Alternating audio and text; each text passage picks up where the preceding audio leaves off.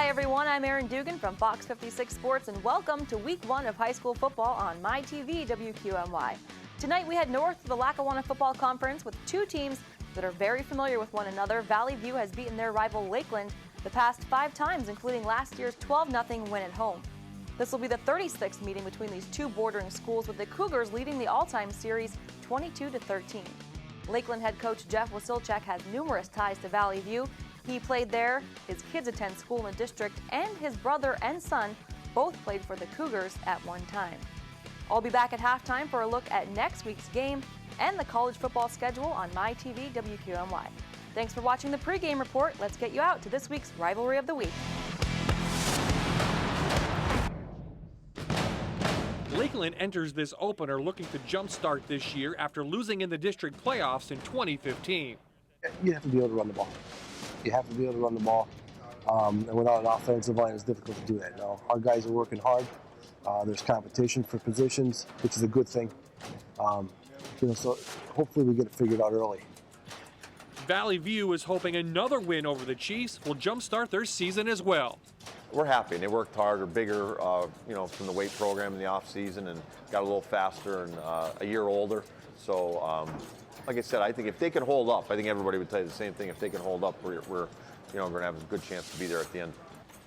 Buckle your chin straps and shine up those helmets. It's time for high school football. Next. Great way to start the game. Yeah, Jake Osborne just heads right up the center of the field and then explodes through a couple of would-be tacklers. Here Lakeland come get rid the of one Lakeland right Chiefs, there. followed by the home team dressed in blue tonight. Picked off. It's like a pinball machine.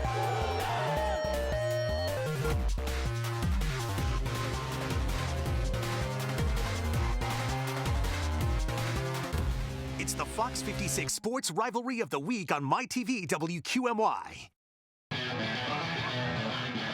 Our Fox 56 production crew arrived about 1 p.m. to start their setup for tonight's game. With the Simpson-like clouds rolling by, it took them about 4 hours to finish setup at beautiful John Hens's Memorial Stadium.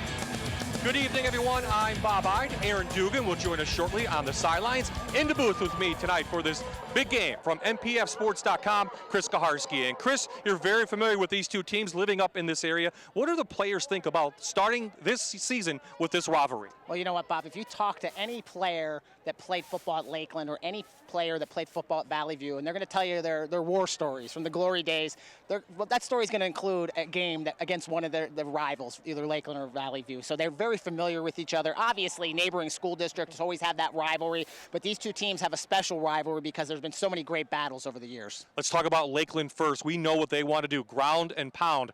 Our Wayne Family Diner spotlight player you think is going to have a big game, Cy Babcock. Yeah, Cy Babcock actually was the backup last year.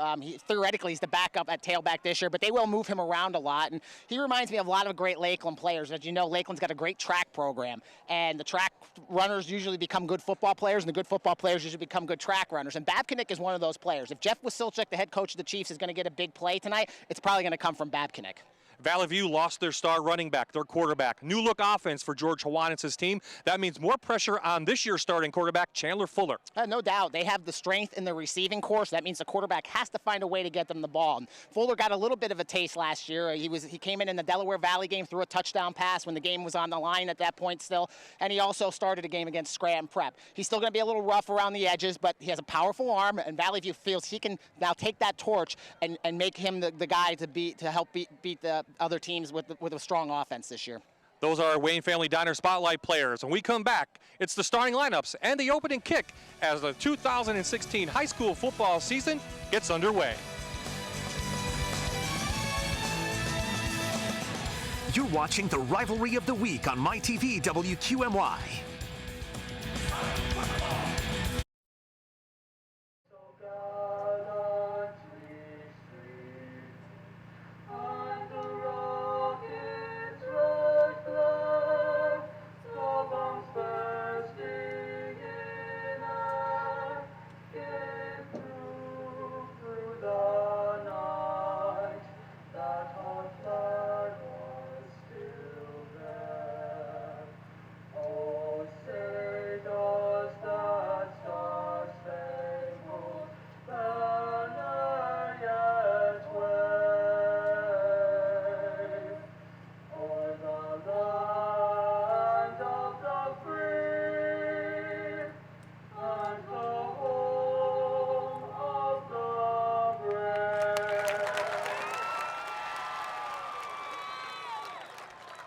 Welcome back to John Hines' Memorial Stadium. Cassandra Dumas and Cassidy Legan from Valley View singing tonight's national anthem. Weather is beautiful for the opening night of high school football, and to give us more on what the weather conditions might be and what the playing temperature might be on the field, let's go down to Aaron. Well, Bob, don't let that sun going down fool you. It's still very hot, especially on the field. It's about 85 degrees, but the temperature on the field actually is reading about 90, so they're definitely going to have to stay hydrated. They know the drill. We'll watch out for some cramping tonight, but the good news, Bob, 0% chance of precipitation. I like that. Everyone likes that. And Chris, a couple of days of heat acclimation, new to PIAA this year, then 2 weeks of 2 days per se. It's been hot, it's been humid, so are they ready for a night like tonight? I think so. I believe that, these coaches know these days how you have to get them ready for these August and September games. So I don't think it's going to be an issue, but cramping, if you didn't hydrate, cramping becomes a factor sometimes in games. Maybe we'll see a little bit of that tonight. Valley View won the toss. They want to receive, so that means Lakeland's Wesley Strong will do the honors in the kickoff. Back to receive, Jake Osborne and Evan Carey for Valley View.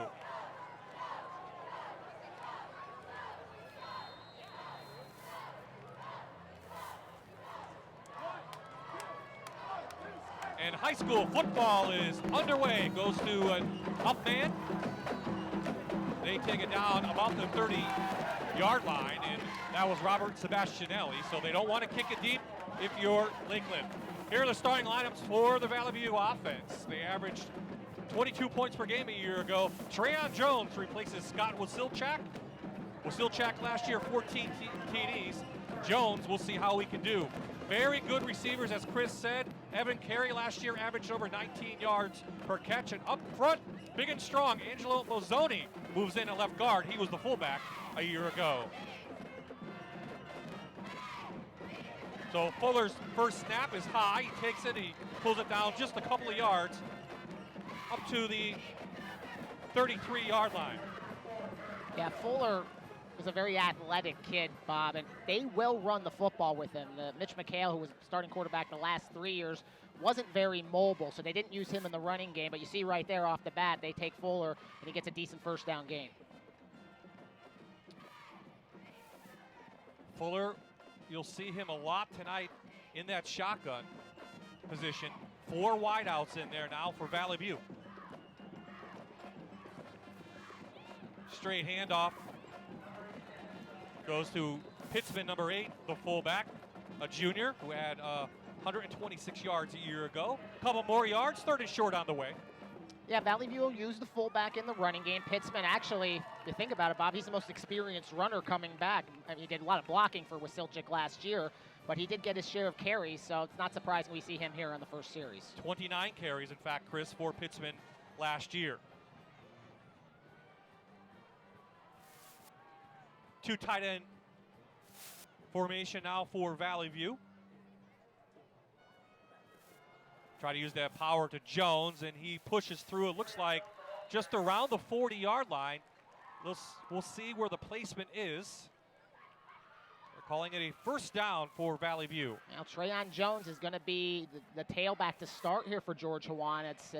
He said to me during the scrimmage he thought this kid could handle it as a sophomore. And you saw there he found a little bit of a hole on the left side. And now, Bob, they're not signaling first down. It looks like the officials are going to have a conversation. I think Coach Wasilchik on the other side wanted to get a measurement.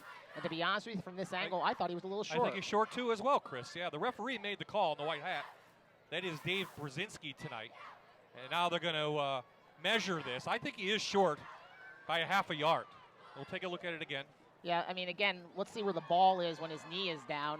The mark where they have him definitely has him short, but hard to see in that pile. He might have gotten a little closer to the line, Bob. Maybe they didn't get the best spot either, but they're going to say it's 4th down and short. Valley View averaged 123 yards on the ground a year ago, just 88 through the air, 232 overall. On 4th down, they go for it. I don't know if they got it.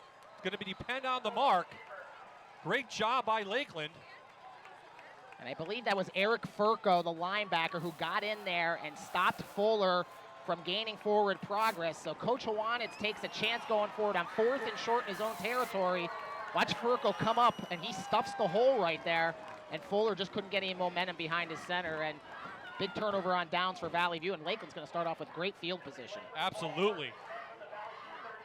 So Jeff Wasilchak's Lakeland defense comes through. Eric Furco, number 34, the senior, who had 51 tackles a year ago, makes the stop. So here comes that Lakeland offense. They're going to come out, and they're going to start in the shotgun as well.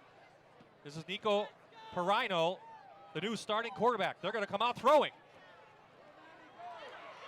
And they hit Matt Pigeon on the outside. So just what we expected, right, Chris? Yeah, Valley View running the ball, and their strength we thought was going to be with their receivers, and Lakeland spreading out with a 3-receiver set and a wing. And, you know, Coach Wasilchak told me they want to get the ball to Pigeon. He feels like he can be special. And obviously, he's a kid who missed all of last year with an injury. He's got a legacy, too. His father was a great Lakeland player. Good open field tackle that time by Ethan Carey for Valley View, or otherwise it could have been a bigger game. So back to the traditional I formation. Furco leads the way. This is Mike Lowry, the 6'2", 205-pound senior. Up inside the 25, first down Lakeland. Yeah, Lowry's more of the power back, while Babcock will give you the speed factor. And here, there wasn't much support on the outside. The cornerback, Chase Combs, came up, but he couldn't make the play, so Osborne had to save what could have been even a bigger play by knocking Furco out of bounds. Lowry, Furco, and Babcock, triple threats in the backfield for the Chiefs. They have some momentum here early on. They give it to the big fullback, but he's stood up quickly by by Brian Hudak, number 59. Here are the offense for the Lakeland Chiefs. Averaged 31 points per game a year ago. Nico Perino gets the start. 5'8", 150-pound junior at quarterback. We saw a little bit of him already. We talked about Matt Pigeon. Last year he was hurt, as Chris said. Up front, they have to replace 3 starters. Eddie Cavalier, one of the few remaining starters on that line. He'll play that left tackle position. 6 foot, 285-pound senior. So second down on the way.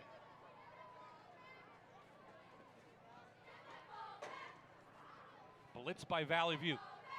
Flag down, first flag of the game. Let's see what this call is. I don't think that was a planned running play either by Perino. I think he just didn't see anything and just tried to get what he could. I think he also saw the flag, Bob, and realized this might be a dead play anyway. So legal motion against Lakeland. But so far, I like what I see from the Chiefs. Yeah, I mean, again, Lakeland is going to come at you between the tackles. They're going to come at you with some speed in the outside. Didn't see on the replay where the motion was, but might have been here near to the near side. But nonetheless, wasn't a big play anyway at that point, so they'll get another try here in second down. Ball back about the 33-yard line. Perino rushed. Nice moves. Gets about 4 back on that.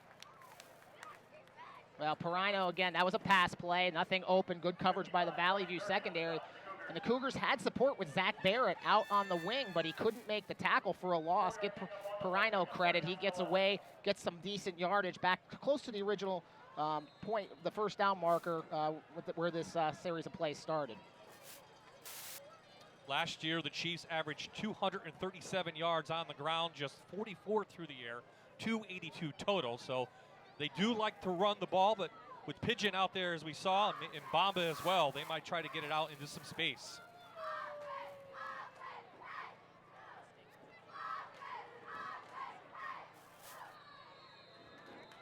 Another flag. This may be a delay of game. This comes back. One of the side judges threw the flag. So a key penalty has already cost Lakeland some valuable yards. And I think, yep, delay of game against the Chiefs.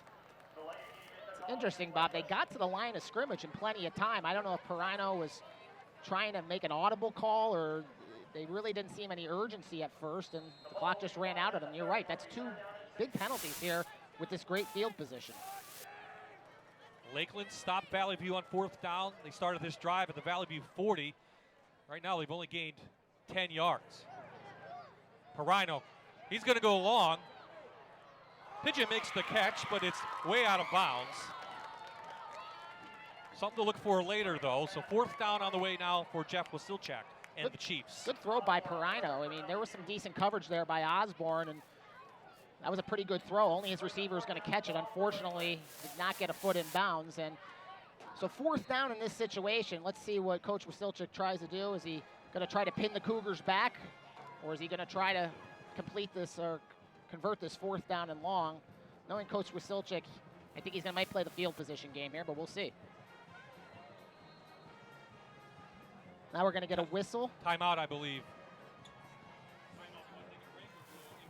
Yeah, again, I think Lakeland decided to take that timeout, Bob. They didn't like what they saw with the punt formation. So Lakeland calls the timeout. Jeff Wasilchak, he wants to talk about it. So we'll look at some impact players in this game, especially from Lakeland. Dylan Reeves, the center. He's going to look out for that linebacker Pitzman in the middle, both Pitzman brothers at the defensive tackle. And as you mentioned, too, that the nose tackle, Angelo Mazzoni. Yeah, I mean, Dylan Reeves is their best offensive lineman. He's the center of this. He's not a big kid. He only weighs about 222 pounds. But if they're going to run the ball between the tackles, where, you know, a lot of people think that that's where they're going to be strong again this year, Pitzman is that middle linebacker. Sam Pitzman, that is. Matt Pitzman will be in there with Mazzoni. So, again, that's going to be a big factor for Lakeland. Can they control the line of scrimmage in the middle of the field with Reeves? So in the middle, George Hawanitz, he calls the defense. Hawanitz was the quarterback, though, on the championship team back in '92, right, Chris? But he played defense at Bucknell, so he's a defensive guy. They're a little bit surprised at that. So Lakeland, they have to be physical. On 4th down, we'll have to see. But the Wendy's key to the game for Lakeland, be physical, Chris. That's what they have to do with Valley View. So this is 4th down. Looks like they're going to go for it. Let's see if it's a quick kick or something like that. Rhino's going to go back. Oh, what a pass downfield right at the 1st down marker. Pigeon makes the catch. Let's see where they mark it. Going to be close. Great pattern by Pigeon coming back to the football, but he might have had to come back too much to get the ball. And Valley View saying they don't have it, but let's see what the officials say. Needed 16. He might have got 15 3/4. They're going to measure it just to make sure. Again, Perino, really a good job being patient on this play. Valley View did not get any pressure on him, so he had some time to wait for Pigeon to come back on the curl pattern. You can see the throw getting over the linebackers there. And again, good catch, but did he get the 1st down? I don't know, Bob. It's going to be close. Has much do you like to see that rollout, especially from a new quarterback like that? Inexperienced offensive line. Well, especially if he has the ability to run the football too. And Cougars get the stop. It was close, but Valley View will get the stop. So both teams turn it over on 4th down. But Lakeland has shown they can pass the ball. So Cougars get the ball. Less than 7 left in this game. And you say they showed they could throw the ball. They have not done that the past several years. And you see the running stats you brought up before, Bob. Part of that reason was the inconsistency at quarterback. We're seeing a little bit better already here from Perino here in just one series. Pigeon, I think, is a big factor in that. No doubt, no doubt. Okay, let's see if Valley View and Chandler Fuller can get something going now. The ball at their own 13. Little jet sweep. This is Evan Carey. Can run the ball a little bit, just a couple yards. Yeah, Evan Carey, Ethan Carey, Jake Osborne, all receivers by trade, but they will line up in the slot, they will line up in the wing, and they will run those power sweeps. Now there you saw Evan Carey. Ethan Carey was actually pegged to be the tailback going into camp. He suffered an injury, didn't even know if he was going to play tonight, but he did suit up and he has been on the field. So Carey brothers, very dangerous along with Osborne, just good athletes, very good wide receivers, and they can hurt you if they get the ball in open space. Both carries will go out to the left-hand side as we look down the line.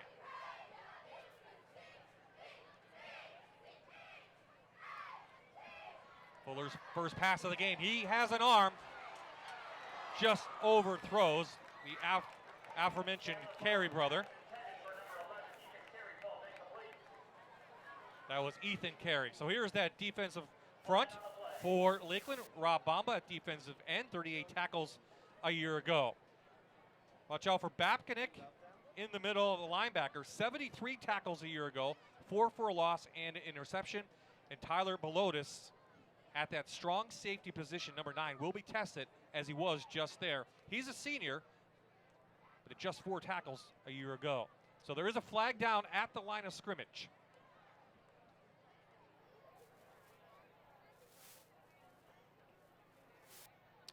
Yeah, so the holding penalty, Bob, and Lakeland already having Valley View pinned back about a 3rd and 8. They decided to decline the penalty, try to make the Cougars convert here on 3rd down. 4 wideouts for the Cougars.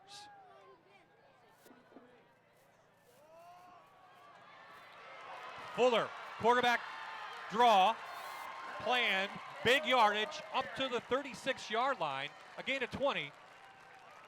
Totally different style of offense for Valley View. They did not have this type of quarterback last year, and you saw right there, they spread Lakeland out. They get a great block up front by Angelo Mazzoni, clearing the hole. Fuller is a good athlete, Bob. You saw his arm on the overthrow. You see his running ability there. That's going to be a big factor for this Valley View offense, because you have to worry about the quarterback running. You know, that opens up the rest of your offense. Pigeon with the tackle for Lakeland.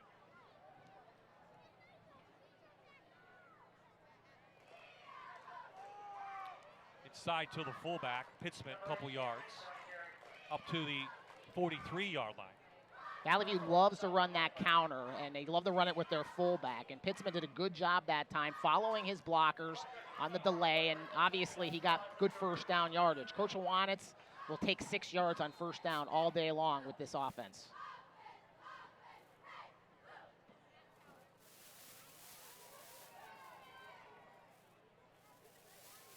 So 2nd down on the way.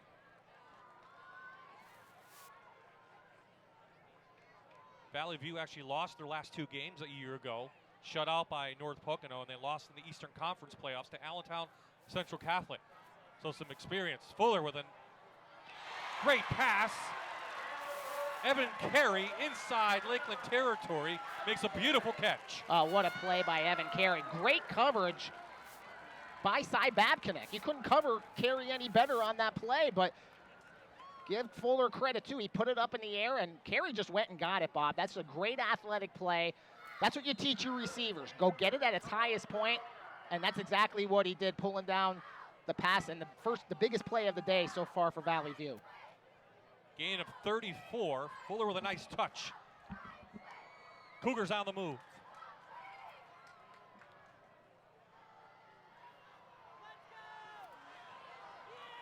Couple yards from the quarterback, up to the 27-yard line.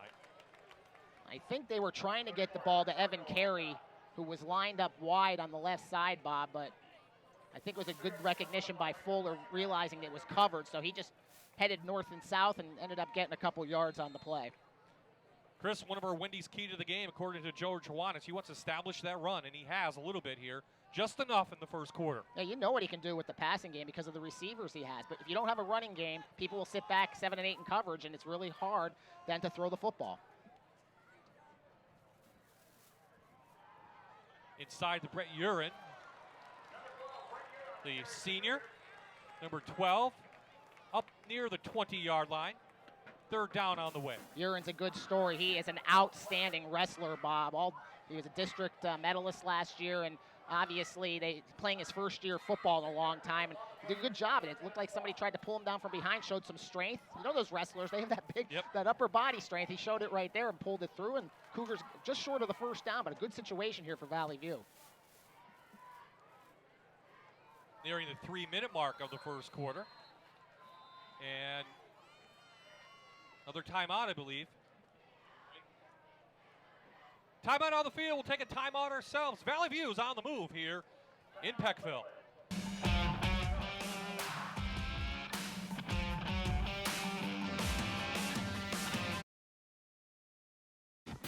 Wayne Family Diner and German on South Washington Avenue, serving breakfast, lunch, and dinner all day starting at 5:30 a.m. Everything they serve is homemade with the freshest ingredients, homemade meals at their finest. Good food, good friends, good times. Wayne Family Diner.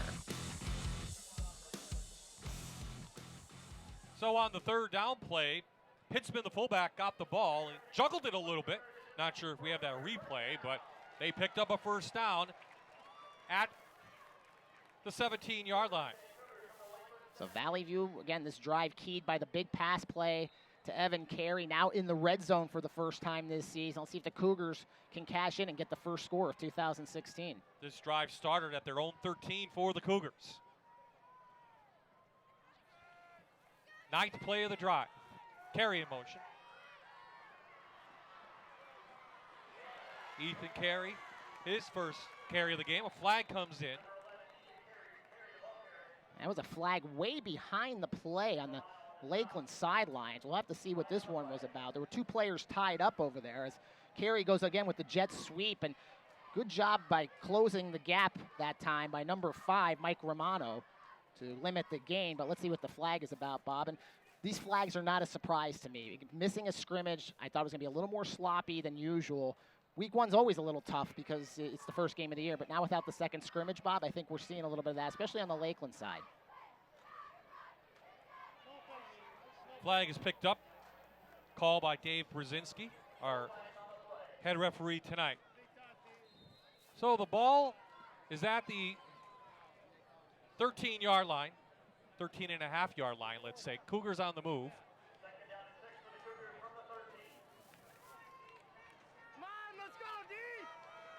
Looking for another win over their rival Lakeland. 5 in a row on the field. Valley View did have to forfeit the 2013 game later on. This is Fuller, and Lakeland reads that, but play's going to stop. Well, again, the whistle blew. I don't think the Lakeland players heard it. Furco was in there at first, and then for Lakeland, Bomba came in and finished up the play, and Fuller took exception to that because I think Fuller did hear the whistle and didn't like that he kind of drove him to the ground at the end, but that's a rivalry. That's what it is, and just didn't hear the play. They threw him down at the end there. Yeah. You got to be careful with that, especially when it's the quarterback. Sometimes the referee will give a little more leeway when you throw somebody down to running back, but when it's the quarterback, they try to protect them. Timeout was called, looks like before the play, Chris. So Valley View's first timeout, 2:14 remaining here in the first quarter. We are scoreless in this 36th annual rivalry game between Lakeland and Valley View.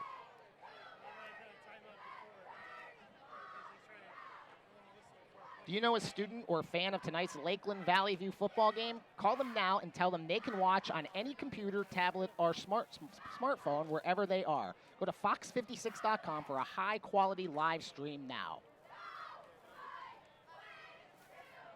There is Jeff Wasilchak, the Lakeland coach, 9th season here with the Chiefs.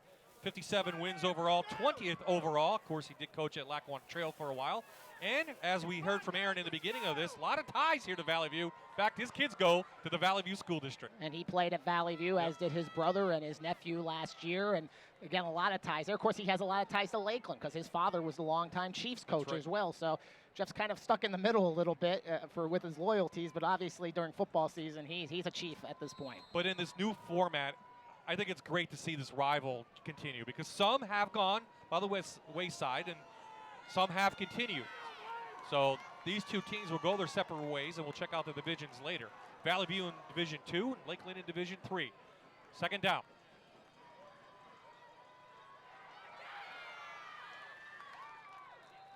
Called quarterback run up to the 10.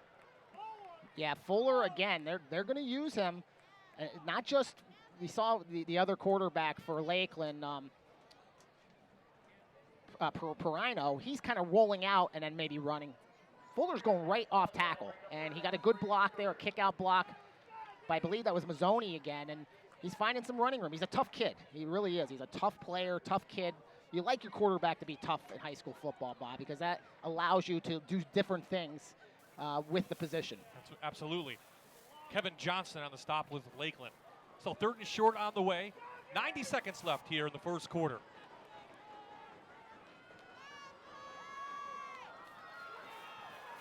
Fuller has room to run. Instead, he wants to throw to the end zone. Incomplete. Off the hands of his intended receiver, Carey down there. And that's one of those positions, I think he should have run the ball a little bit, but that's easy to say from up here, but looked like he had room for the first down. Yeah, Mike Romano had good coverage. There was nobody open, and I totally agree with you, Bob. That's an inexperienced quarterback there. Again, only one start last year, one game. He could have gotten the first down. That's all you need at that point. You don't need the touchdown. You need the first down, and Fuller decided to throw the ball instead, and now he puts the Cougars in a fourth down situation for the second time here in this game. But a beautiful drive by the Cougars. Can the Chiefs hang on? 12th play of this drive. The rush put on by the Chiefs. Let's see what they're going to call. Incomplete pass is the call. But boy, great pressure from the Chiefs. Yeah, nothing Fuller could do about that. Furco came in on the blitz from his linebacker position. Fuller couldn't get around him. Tried to get rid of the ball, which is what you want to do on fourth down, because either way, you're turning the ball over. And Lakeland gets their second stop on fourth down. Bad news for Valley View, they didn't get the points. Good news is they did switch the field position, which obviously early in this season is going to be important for both teams. So Lakeland takes over on their own 10-yard line with 1:12 remaining in the first quarter. Chiefs coming off a loss last year in the District 2 playoffs, AA playoffs, to Lake Lehman, 35-8. No running room there. Nice job by Sam Pitzman coming in from his linebacker position, and there was nowhere to go for the Lakeland back, and there's also a Chief down on the play. And he gets back up. Looks like Cavalier, number 55. Yeah, he's their left tackle, Bob, and he's not only is he's got some experience, he's their biggest offensive lineman too. And Lakeland normally has some big kids for a AA school. This year they're a little bit smaller, especially at the guards and center position, but that's not necessarily a bad thing, because those positions, if you execute and you have good fundamentals, you can be a very effective offensive lineman. Into the I formation they go. Could be the last play of the first quarter. Here's Babkinik. He's a track star. Up to the 50. Still on his feet. Taken down at the 40-yard line. Well, there's that switch in field position, and just like we called it in the pregame, Bob, the Babkinik can make big plays. Some poor tackling by the Cougars that time on the perimeter, and again, Babkinik at any time can break one. He has that track speed. Good pin that time, the block for Lakeland by Cavalier. And luckily for Valley View, they have some speed themselves in the backfield. And Ethan Carey was able at least to push it back inside until his help came. So that 60-yard play from Babkinik will end the quarter. The Chiefs are on the move. Can they get the first score of the game? We'll find out when we come back here on MyTV, WQMY.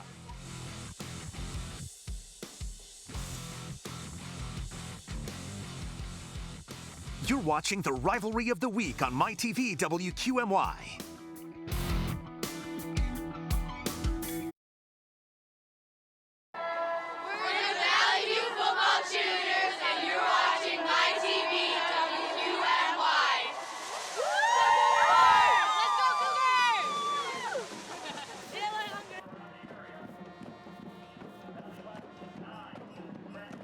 There is the Lakeland High School band.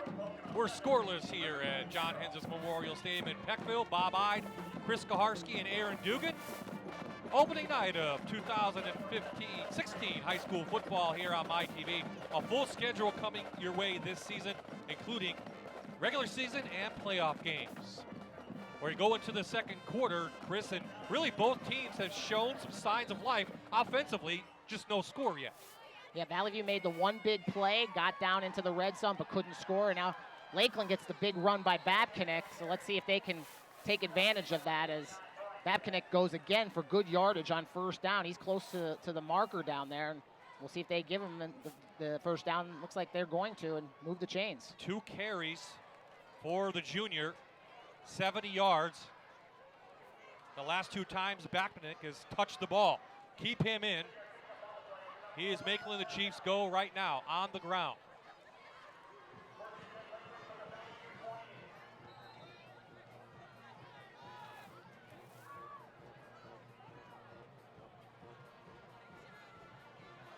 Babkinik again. up to the 23-yard line. I like the way he's running, Chris. Yeah, and again, he found some room around the corner. That's where you want to get him. Valley View's got to do a better job of containing their defensive end, has to force that back inside. Again, when the players like Ethan Carey, your free safety, is coming up and making tackles, Bob, that's bad news for your defense because that means it's usually a 5 or 6 yard gain. Babcock, last year, 690 yards, 12 touchdowns, averaged, though, over 9.1 per carry. Doing that tonight. Keeping with the hot hand up to the 20.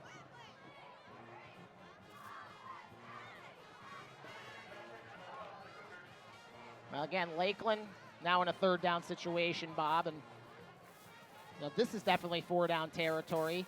They almost completed the 4th down last time. I don't think Coach Wasilchik wants to get into a 4th down situation. Again, he'd like to get it right here on 3rd down. Valley View now looking for the big defensive stop.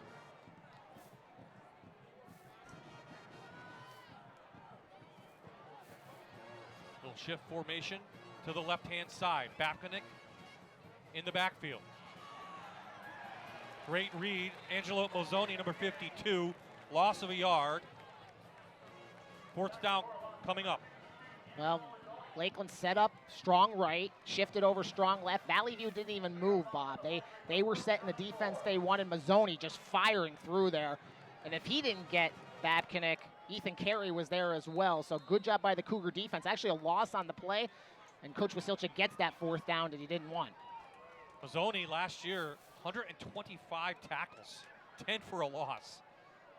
So some great play there from Mazzoni, the senior.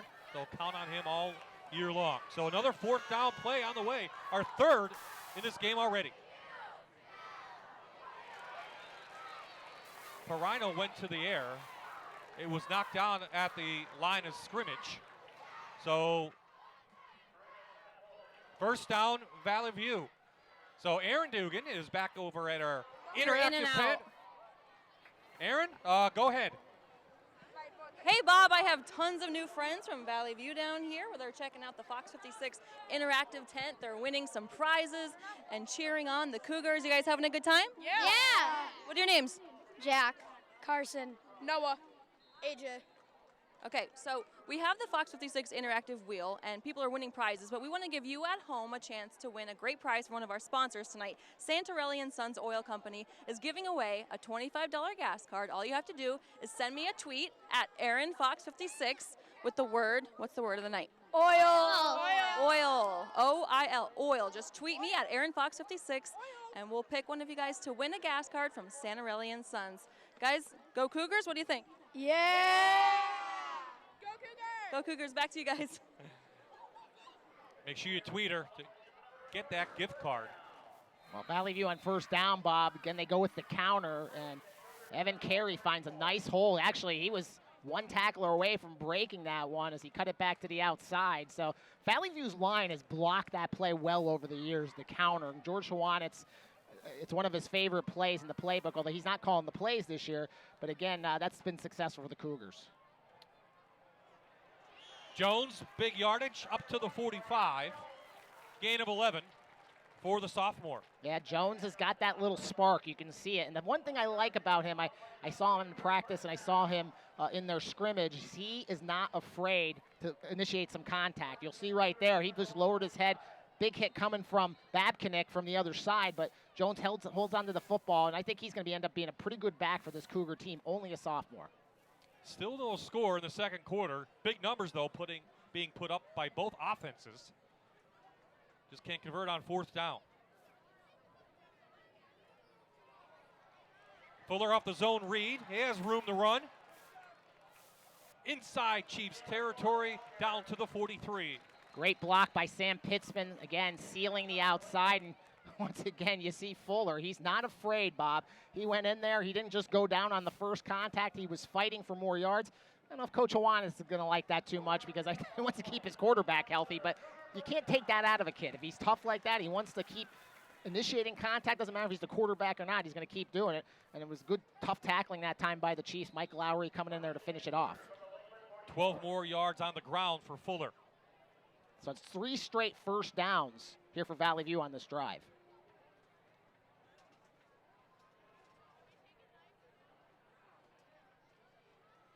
Jones with a big hole. Jones taken down by Lowry, but not after a gain of 14. Let's give the big guys up front credit on that one. Jones had a hole so big that me and you both could have run through it together. Same time, yep. It was just great blocking up front by the Valley View offensive line. Dirk in the center, Mazzoni, Hudak, just all really getting a good job on their blocks. Vitali, Ligno. Again, if Valley View is going to keep using this power game right here, they're winning that battle on this drive. 4 straight first downs for the Cougars now. Fuller to the shotgun.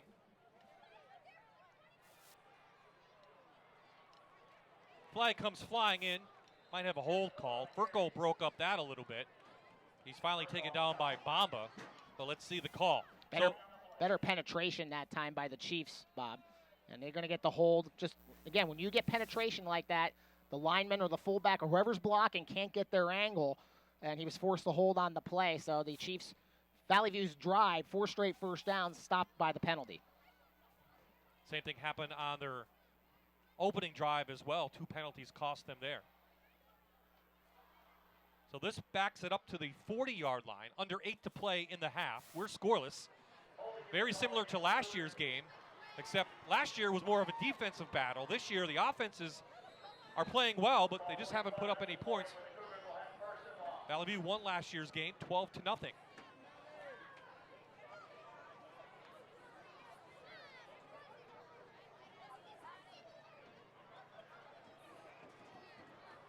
Fuller going to go long. Got a good arm. Looking for Osborne down there, but overthrew him well. But that didn't look right from the start, Chris. Well, really what happened was, and let's get to our key to the game. We'll talk about that play in a second, but Valley View needs to stay healthy. Obviously, the Cougars, even though they're a 4A team, don't have a lot of depth, especially up front, Bob. So it's going to be important to keep those big linemen healthy here in 2016. But back to that play. It looked like there might have been some motion. It wasn't flagged. The Lakeland kid stopped. Yeah. So it gave Fuller all the time in the world. However, some miscommunication between him and Osborne. Osborne came back to the play.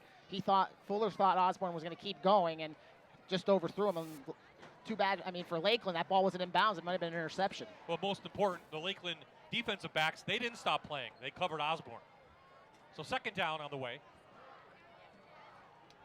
Here comes the blitz. Furco couldn't get there, but his teammates do.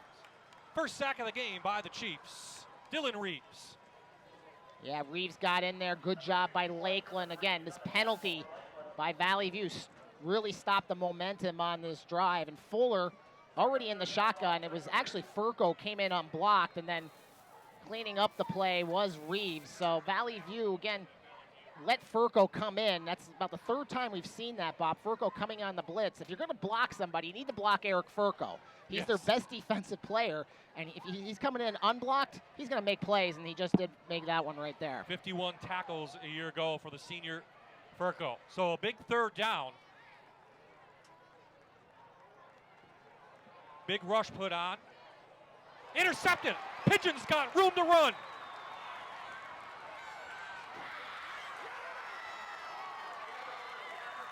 Matt Pigeon, the big INT, takes it inside Valley View Cougar territory down to the 28-yard line. It looked like Lakeland was in a zone there, Bob, and he was just sitting back waiting. Fuller did not see him. He got a good break on the football and was able to bring it down. And give Mazzoni credit. He saved a touchdown there. You can see the throw was a little bit wobbly by Fuller, but yeah, that's a good defensive play by Pigeon. His instincts there was why that play was made, and a good return as well gets Lakeland into Valley View territory here with 6:29 remaining here in the first half. 36-yard return for the senior. Lakeland has an opportunity now to get some points on the board.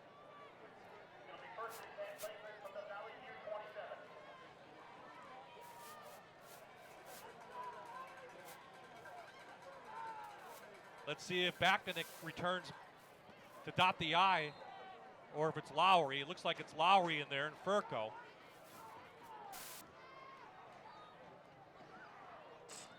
They're going to give it to the big fullback. He's still on his feet. Furco gets the corner. Let's see where they mark it. at the 15-yard line. Listen, Eric Furco's a fullback, Bob, and he looked like he was running in slow motion there.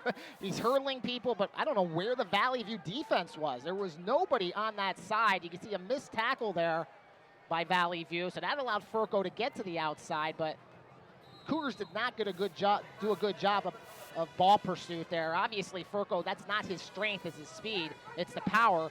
Once they force him to the outside, that should not be a good gainer, and it was for Eric Furco. 13 yards in all. Marino picks up a block. Taken back hard by Sam Pitzman, the linebacker. That's a big-time hit by Pitzman, and Perino for a second looked like he was going to have some room to run, but Valley View did a better job of closing in that time. Perino does pick up a couple yards, but here we go again, Bob. Red zone opportunity for Lakeland. They've been stopped on a couple different occasions here on 4th down. It's only 2nd down now, but somebody's got to try to finish these drives, or we're going to see a very defensive game here going on forward.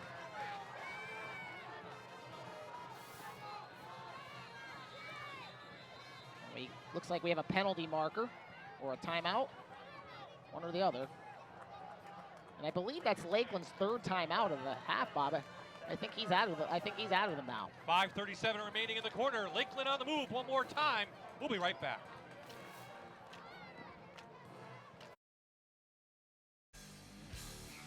The Windsor Inn in German is serving the world's 2nd best hot wings, now with expanded hours and open 7 days a week.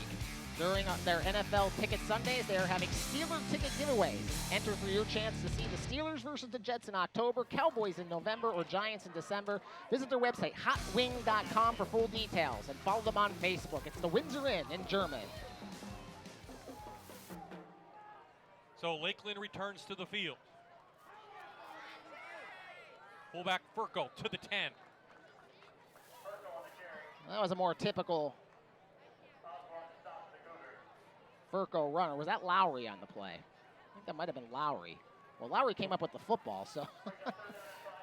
But nonetheless, again, Lakeland will try to hang it between the tackles. That's Lowry's specialty, and then along with Furco, and then Babcock again to the outside. They'll play both games, keeps defenses off balance. But here's another 3rd down situation for the Chiefs.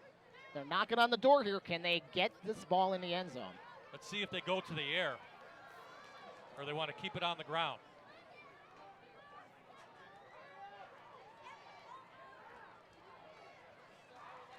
Little jet sweep, the pigeon, they can't go anywhere.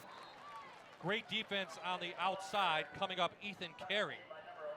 4th down on the way again. Yeah, Ethan Carey coming up and filling the hole, making a sure-handed tackle, and sure Coach Awan is glad to have him in the lineup tonight. Again, the Cougars didn't know. They didn't know when he was going to be able to come back, but he's in there and playing mostly on defense tonight, Bob. We haven't really seen him on offense just because they're so deep at wide receiver. Couple times, that's it. Oh, here we go again. 4th down for the Chiefs again. Lakeland out of timeouts. Up quickly to the line. Let's see what they want to do. Lowry. Hit in the backfield by his old player. And a great tackle again by Carey. Ball goes over to Valley View. Yeah, Carey came in and just submarined both the blocker and Lowry. And Cougars giving up a couple big plays, Bob, and when it's come down to it, in the short yardage situations and down deep with their backs against the end zone, their defense has come up big, as you see again. Carey just taking Lowry's legs out, and that's what you need to do with the big man. Zach Barrett really blew that up. He pushed the offensive lineman right into the backfield. Yeah, that's the man you were talking about, and that's where it came from. Barrett doing a good job as well.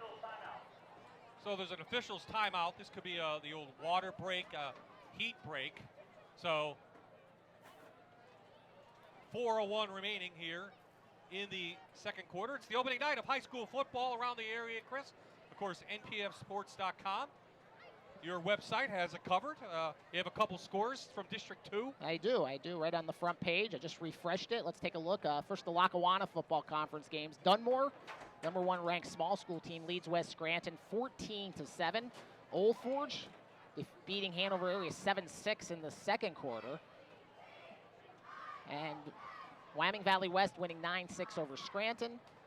And North Pocono leads Riverside 14-6. That's some of the scores. You can get the rest right on the website, npfsports.com. So a couple impact players tonight we're keeping an eye on. Osborne has not touched the ball, though. Well, I think he was only targeted that one time, and there was a penalty on that. But Pigeon has the INT, and Romano's already made a great play from his quarterback position. Going into last season, a lot of talk about the carries, but Jake Osborne, especially in the second half, and especially in that ACC game in the Eastern Conference, he really exploded. So I think he is one of the players that they want to continue with that momentum. Pigeon, we've already seen his impact. Romano as well. They will get Jake Osborne the ball eventually. It just hasn't happened in this game yet. So let's see what Valley View wants to do. They're looking in the shadow of their own end zone. They'll go conservative and keep it on the ground. Couple yards for Urine, that's it. And there was Lowry, the linebacker, right there once again. 6'2", 205, Bob. He's a big boy, and he can move as well. And he, again, filling the hole and making a sure tackle. And the Cougars get decent yardage on first down, but it was a tough play for them. Fuller's first start, just through an INT. Do you want to get him a short pass to get some confidence back now, or are you going to try to play a little bit more conservative now with 3:23 remaining in the half? I don't think I'd be more conservative. I think I'd keep running the ball just because that's what they've been successful with. Again, they were running the ball right down the field till the penalty, and that forced them to throw the football, and that was the issue. So they line up Evan Carey in the backfield. Only a couple yards for him, so third down. Now Lakeland cannot stop the clock. They have no timeouts left.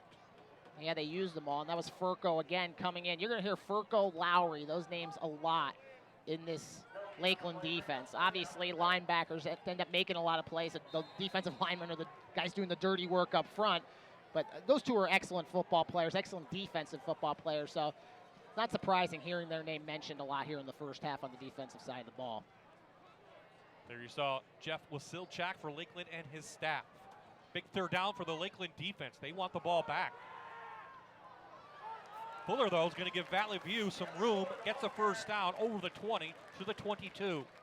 That's a nifty move by Fuller there. A little hurdling. I don't know if he's on the track team, but he might want to think about going out for it after watching that play. And you kind of tell your players don't leave your feet. It's kind of a dangerous thing to do, but he went right over his own guy. And you know what, Bob? If he doesn't do that, he might not get the first down. He might be stuck there in that pile. And he's been valuable with his, even though he threw that pick, he's been very valuable with his legs so far here in the first half. I would agree with that. Lowry with the stop for Lakeland. The Valley View band looking for a score so they can play the fight song. Coach Hawanitz not happy. Timeout on the field for the Cougars. 1:56 remaining in the half, and we are scoreless. Well, it's a great opening night here at Valley View. Great opening night everywhere across Northeast Pennsylvania. I love it when you get the good weather early because you know the bad weather's coming, Bob. Ricardo's Market is proud to support the Lakeland and Valley View football program. Good luck to both teams tonight. Visit Ricardo's Market, your hometown market located on Wheeler Avenue in Dunmore, providing quality, value, and service for nearly 70 years. Couldn't ask for a better night in northeastern Pennsylvania for football. The sun's setting behind the press box where we are looking, and there you see some of the beautiful colors being shown off. Aaron talked about the heat before the game. Doesn't look like it has affected anybody. And of course, during the heat acclimation and the 2 weeks of practice, it's been very hot and humid.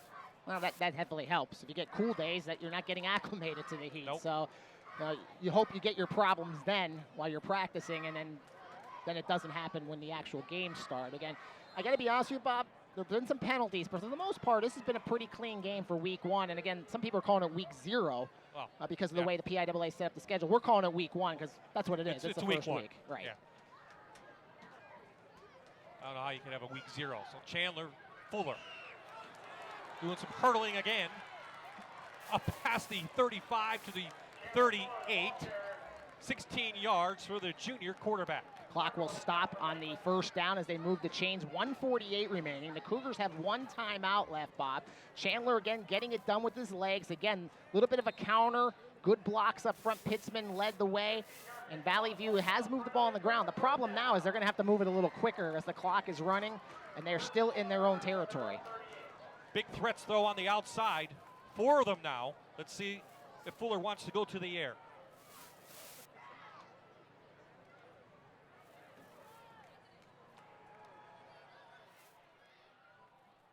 He does. Hits Osborne for his first completion tonight.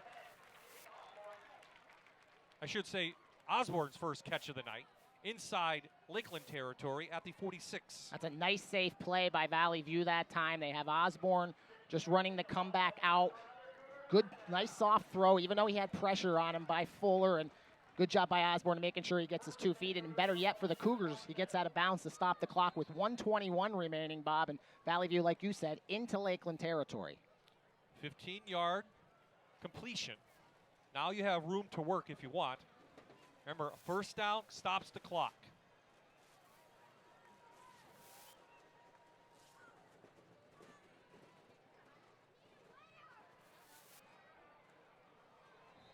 Fuller straight ahead, nowhere to go. Yeah, Lakeland did a better job that time of stuffing the middle. I believe that was Dylan Reeves who was the first one to get there, but there were 3 white shirts there and only 2 Cougars on the block, so Fuller had enough room maybe to get a yard, but that was about it. And again, when you only get a yard and the clock is running, that's a problem now for Valley View. Some of the Cougar crazies. Now, did Valley View get back to school yet? They are not back in school yet. Some schools are Yeah, in Northeast PA, some aren't. Some don't go back till after Labor Day. Agreed. Fuller with a big arm. Going to go downfield. No one there. Intercepted at the goal line. That's Thomas Pigeon. He's got some room and some blocking. He can get to the outside. Well, it was a great return. Just about 53 yards. 21 seconds remaining, and Lakeland at least has a shot to the end zone. Well, at first I was going to say, well, you go forward and, you turn it over. You still pin them back in their other territory. But Pigeon, the other Pigeon, getting a great return. And there's some miscommunication here. Again, if you could see, Osborne was running almost a flat post while Fuller threw it to the deep post. And, again, there's nobody there but a Lakeland player. And the 2 Cougars not on the same page. Don't know whose mistake it was, but, again, it cost them their second turnover. Second interception of the game for Fuller, the quarterback. So we know that Perino couldn't throw the ball. We've seen it. And Valley View is going to call the timeout. Lakeland does not have any left. So timeout Cougars. Last one for them. So a nice crowd, as you might expect, on these 2 schools that really border each other. And in fact, on one block you may go to Lakeland, and one block you might go to Valley View. And that's the way it happens. And that's what makes them rivals. But of course, these kids know each other from playing baseball, soccer, and football, and whatever. And the football programs are in a very different situation, though. The AA, Lakeland plays in AA, which obviously, their schedule, this is their only non-conference game of the year. Next week they'll go play Holy Cross, and it'll be 9 straight LFC Division III games, where Valley View is in Division II. They'll play 5 league games, but then they'll be bouncing around playing teams like Delaware Valley, Scranton, Abington Heights. So they kind of head to 2 different directions. But I think it is a good opener for both teams. Even the rivalry part, yes, but I think it's a good matchup for both teams. Because even though Valley View has won 5 games, as you said, on the field, again, they've been close games for the most part, and they've been competitive. And if you ask Jeff Wasilchik, he's glad he's getting the non-conference game up early, even though it's against a tougher opponent, because it gives you another week to prepare for your league play. Don't forget, you can watch a rebroadcast of tonight's game tomorrow morning at 9:30 here on MyTV, WQMY. So neither team has any timeouts left. 21 seconds remaining. Lakeland has the ball at the Valley View 46-yard line. And as you can see, we are scoreless.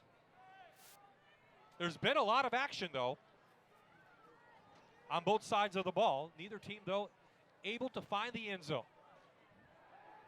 Perino, he's going to be rushed. He's not even going to get a pass away. Sacked, first sack of the game for the Cougars, and that should do it. Yeah, no timeouts left, so by the time Lakeland lines up here, and they're not even going to try to get another playoff. Good coverage downfield. There were only 2 receivers in the pattern, so that gave Valley View a chance to get the pressure on, and they do, and they record the first sack of the evening for the Cougar defense. But we have a defensive battle, Bob. Yeah. So, again, Cougars and Chiefs will go in at halftime. I think both coaches will probably say the same thing. Got to finish some drives here. Cut down the penalties as well. So Aaron now with Coach Jeff Wasilchak from Lakeland. Aaron. Coach, some really excellent defensive plays, but what's it going to take to get that offense on the board? We got to sustain drives. We get down here, we stall in the red zone. Too many missed opportunities. Definitely a rivalry game. You can feel that on the field. Is that going to play to your benefit? I don't know if it'll play to our benefit. It's just a great atmosphere to be in. Definitely. Thanks, Coach. Thank you. Bob? Thank you, Aaron. So at the half, we'll hear from Aaron on what's coming up next week. She'll have a live interview, and then Chris and I will be back in the booth with some first half highlights. And there are some highlights to show, even though we're scoreless at the half. Well, it's the opening night of high school football around the area. We have a good one here at Valley View.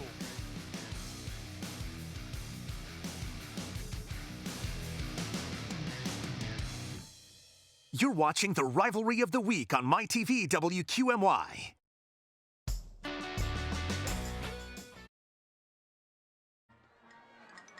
Welcome back to Valley View, everyone. You're watching live high school football right here on MyTV WQMY 0-0 Lakeland Valley View.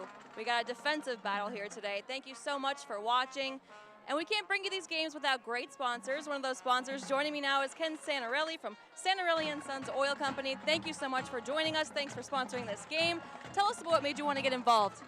Well, we like to give back to the community. We have a local oil company here, Santarelli Oil. We have a couple gas stations, and we like to give back to our school district, the local people, and patronize the people that patronize us. And we love the Cougars.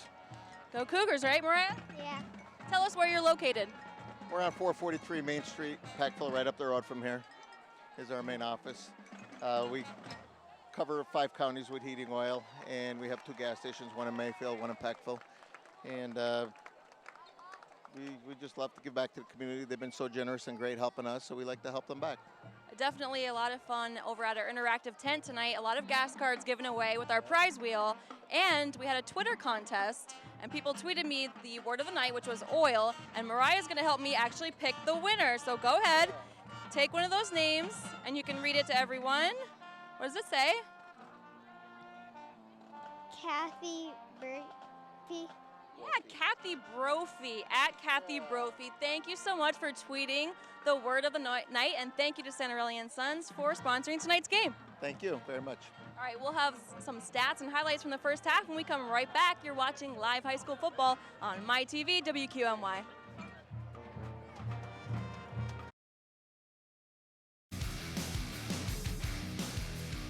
Welcome back to Peckville, everyone. John Hentges Veterans Memorial Stadium. We are scoreless at the half between Valley View and Lakeland. Back in the booth we go, Bob Ide, Chris Kaharski. It's been a very entertaining game, at least, Chris, even though we're scoreless. We've seen some offensive plays, but really the defensive has stepped up when they had to. Yeah, again, big plays, but not finishing drives. Both teams really struggling with into the red zone and getting the ball in the end zone. Give credit to the defenses, though. They're making plays on 4th down when they need to.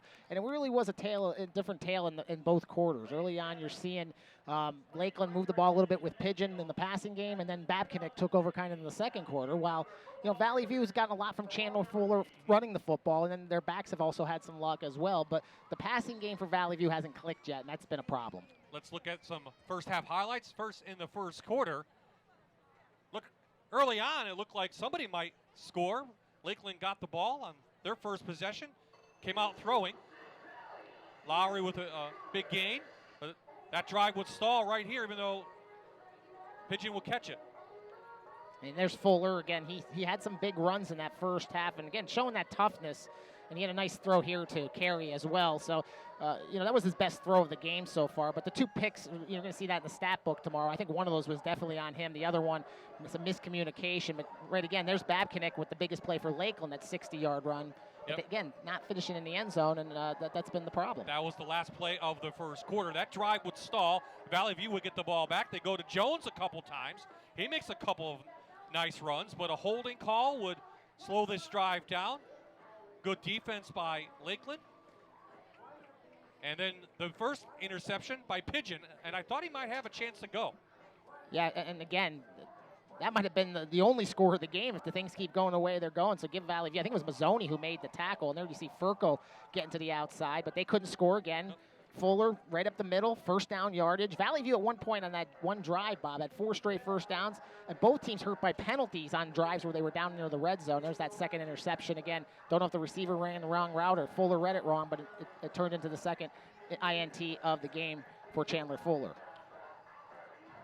So Lakeland would have a chance, but the last play of the half would be a sack of the game, and that's where we are as we take a look at the Valley View cheerleaders on the field. So you mentioned what the coaches were saying in the halftime talk. What do you do for Lakeland? Do you change anything? I want to get the ball to Babcock more. He's your big play guy. I mean, you can't give it to him every time.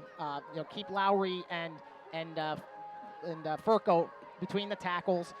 I don't think they need to throw the ball at this point. Yeah, you want to get Pigeon some touches, but I think Babcock is still the key to this game. I think he can make that one big play that could put Lakeland over the top. Valley View's shown they could run the ball as well, so do they stick with that? I think so, but I think they have to mix in a short passing game. I like that one throw they had to Osborne, just a little 12-yard out.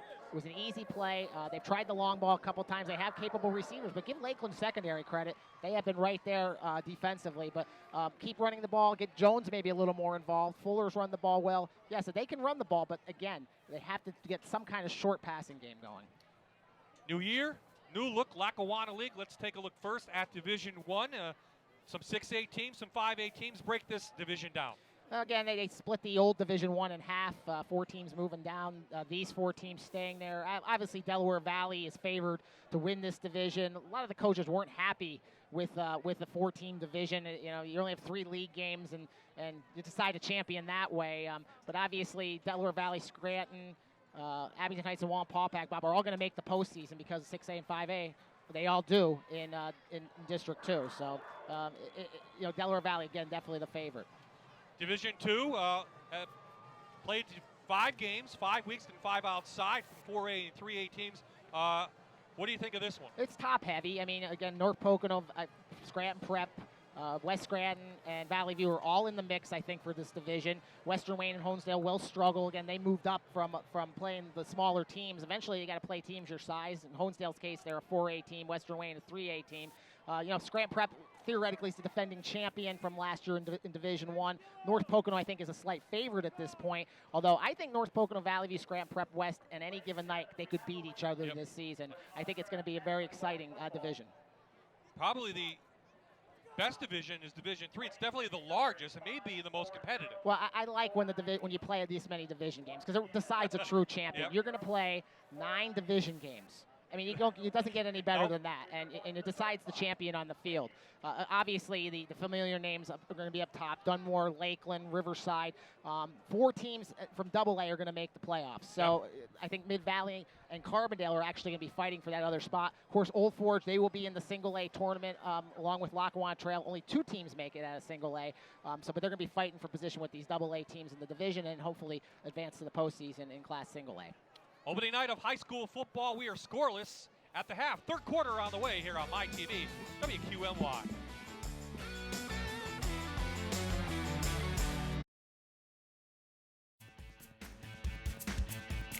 We are back, John Henses Memorial Stadium in Peckville, otherwise known as Blakely.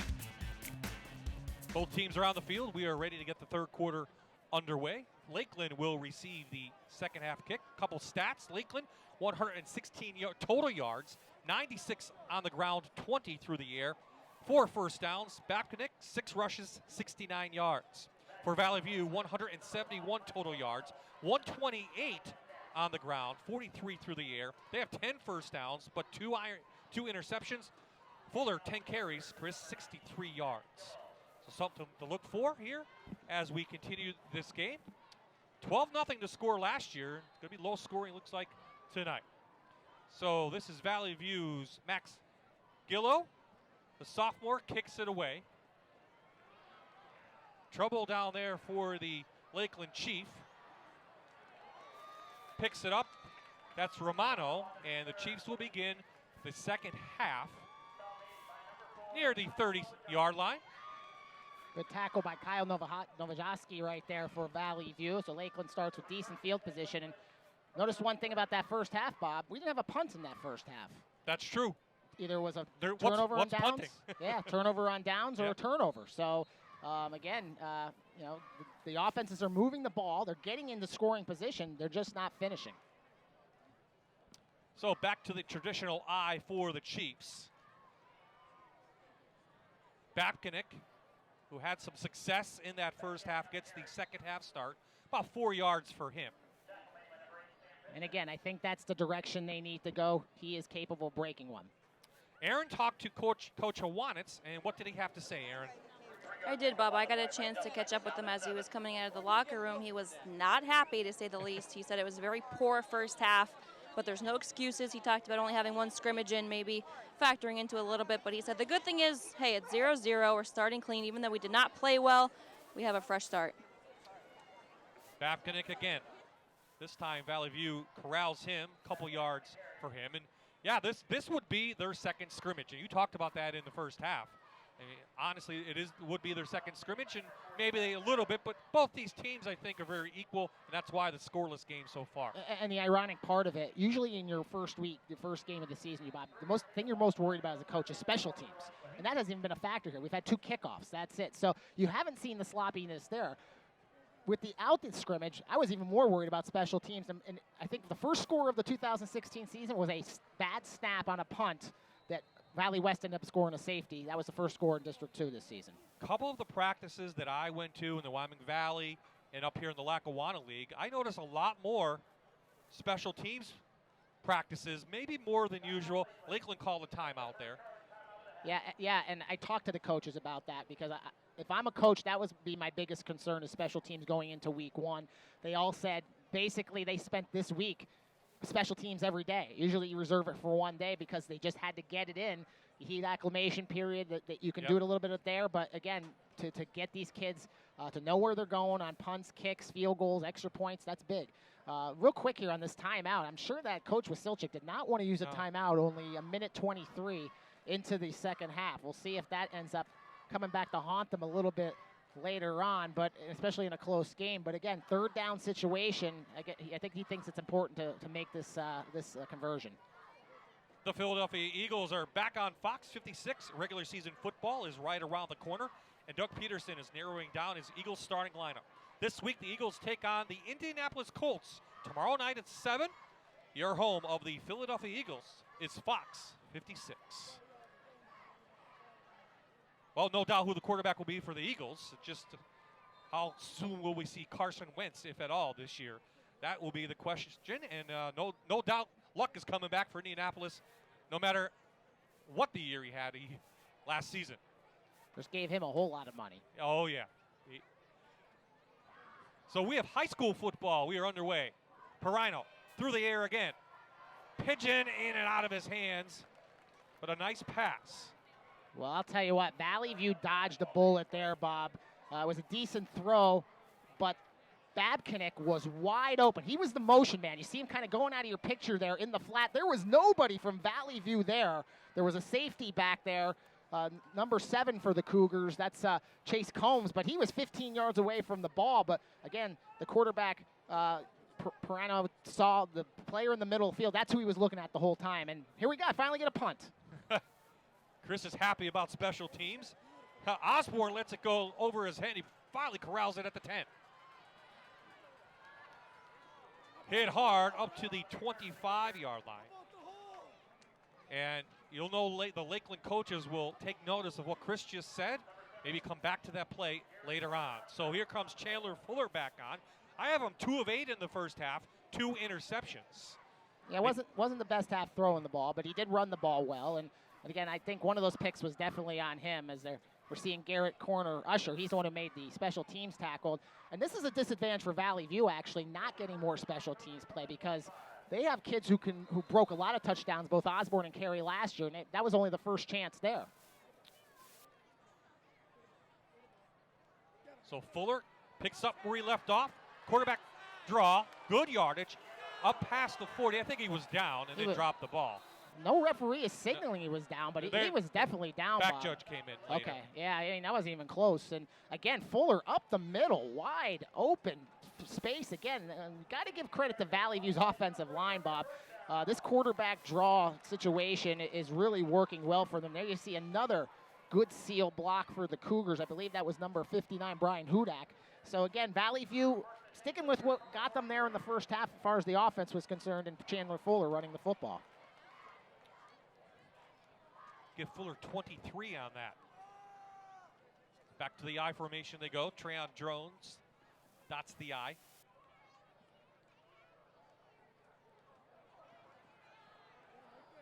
Strung out. Lowry pushes him down.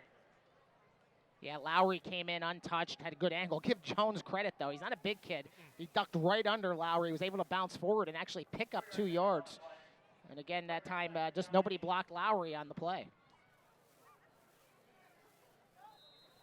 Valley View finished 6-5 overall last year. As I said, they lost in the semifinals of the Eastern Conference AAA playoffs. And a lot of times we see teams get to the Eastern Conference, get some players back, that vaults them into the district play, and sometimes it can result in a district championship. Fuller to the air. Well, he had Pitzman out there, kind of led him too far. Goes incomplete. Yeah, that's the short passing game we mentioned at halftime that Valley View needs to complete a couple of those. But, you know, he had Pitzman open, fullback, not necessarily the best hands, but the pass by Fuller, I don't think anybody was going to catch that.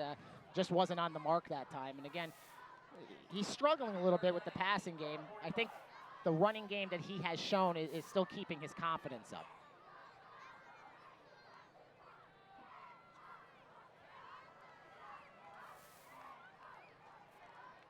Both teams have had drives stall a little bit tonight.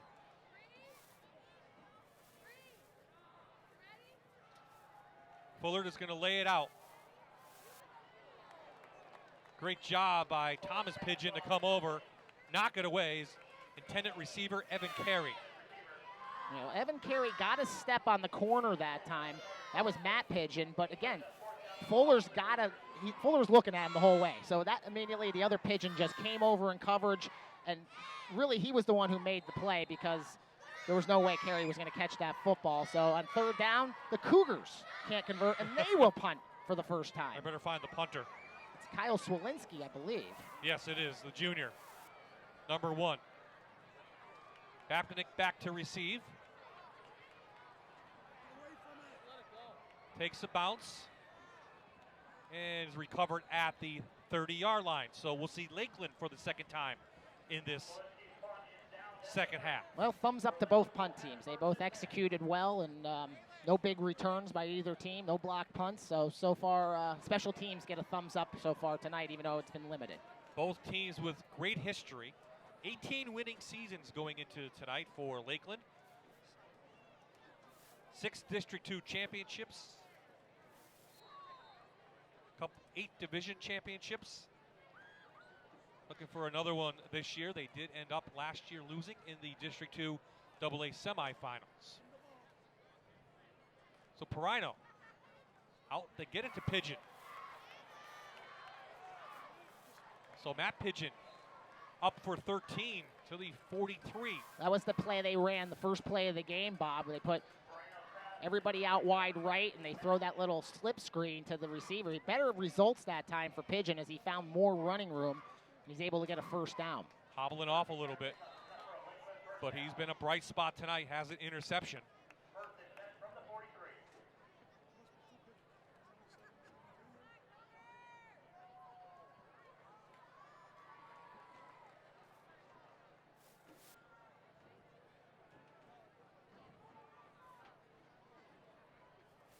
Stuffed right in the middle, trying to squeeze something in there. Looks like Usher, number 7, had the ball. Well, I know that it was Valley View brought a blitz that time on that side. I believe it was Zach Duffield who got in there for the Cougars. They have been run blitzing a lot today, which makes sense considering that's what Lakeland's good at, running the football. But that time it definitely worked. Loss on the play for the Chiefs.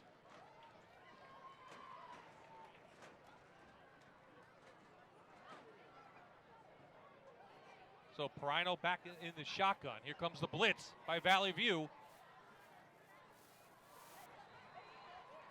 Finds Bapkinick on the sidelines. Flag down behind the line of scrimmage on the side. Oh, in the with defensive backfield. Yep. Valley View again brought the blitz. Oh, They got decent pressure, Bob, but this was downfield more, so actually offensive pass interference on Lakeland. There you see the blitzers coming in. Good job again by Perino getting outside, buying some time, and a decent play by Lakeland, but again, somebody downfield doing what you're not supposed to do and probably blocking before the pass was thrown. Pass interference. Offensive pass interference. 17 was blocking downfield, so we're going 15 from the line. Offensive pass interference, 15 yards. Repeat the down. Dave Brzezinski, our referee tonight. Didn't mean to get the player name there, but you heard it. So penalties have not. They've stopped momentum. They have stopped momentum. There hasn't been a lot of them, but when they happen has been the key.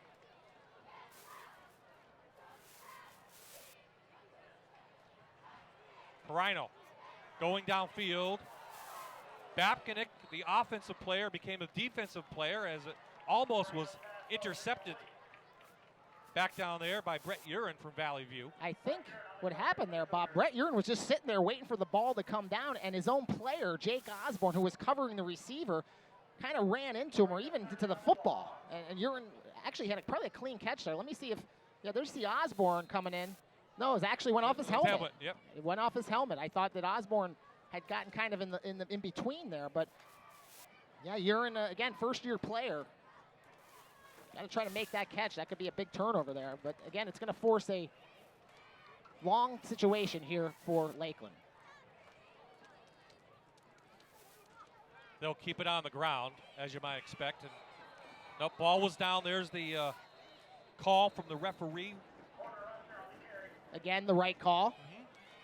Definitely was down. And obviously, the penalty, once again, hurts Lakeland, and they'll be forced to punt for the second time this game. Interesting, the running back choice now for Lakeland as well. I don't know if something's wrong with Lowry or Bapkinick, or they just want to get some playing time as that punt's almost blocked. Romano with the punt, but it takes a nice roll. Picked up by Carey, and he's got room. There you go. Cuts it back inside. And Evan Carey gets the first touchdown of the year for the Valley View Cougars, and it's on special teams.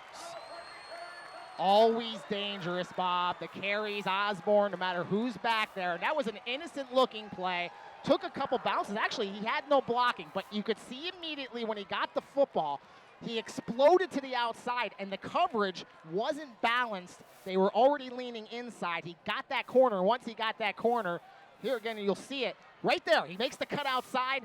The player can't get there. Good block behind him there, and then once he cut it back, it was speed time. And Valley View special teams strike first and give the Cougars the lead. Fuller's on as the kicker. They're going to try for two, and it's a bad snap. Fuller all the way back. Finally, I think it's going to be an incomplete pass. It does. So a little trickery on the extra point, but a 63-yard punt return gives Valley View this 6-0 lead, 6:39 left in the third quarter. We'll take a timeout on the field. Carey carrying his team for a big touchdown.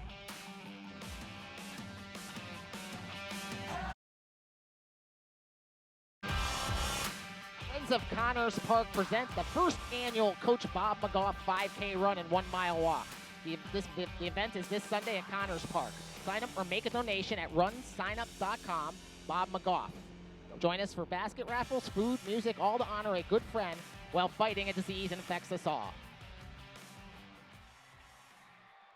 Matt Pigeon just took this kickoff for a Lakeland touchdown.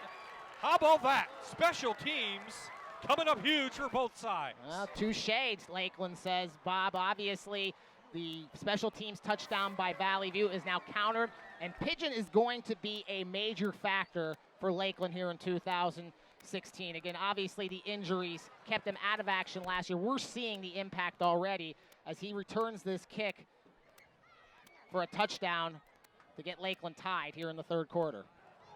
There you see the speed he has, a track guy, Chris, and picks up some great blocking along the way. Yeah, again, you got to get some blocking up front, and then you can make the play. And now the extra point is the difference in this game as Lakeland takes the lead. Strong with the extra point. We have a flag on the field. Let's see. This could be the difference. Right now it is up on the scoreboard, but there is a flag down. And I think we're seeing a cramp out there, but let's see what the penalty. Illegal formation. All right. There you see the trainer coming out to work on Matt Pitzman. Usually that's a sign of cramps. And On the offense. Illegal formation on Lakeland. They're going to kick it again. It's going to come down to an extra point.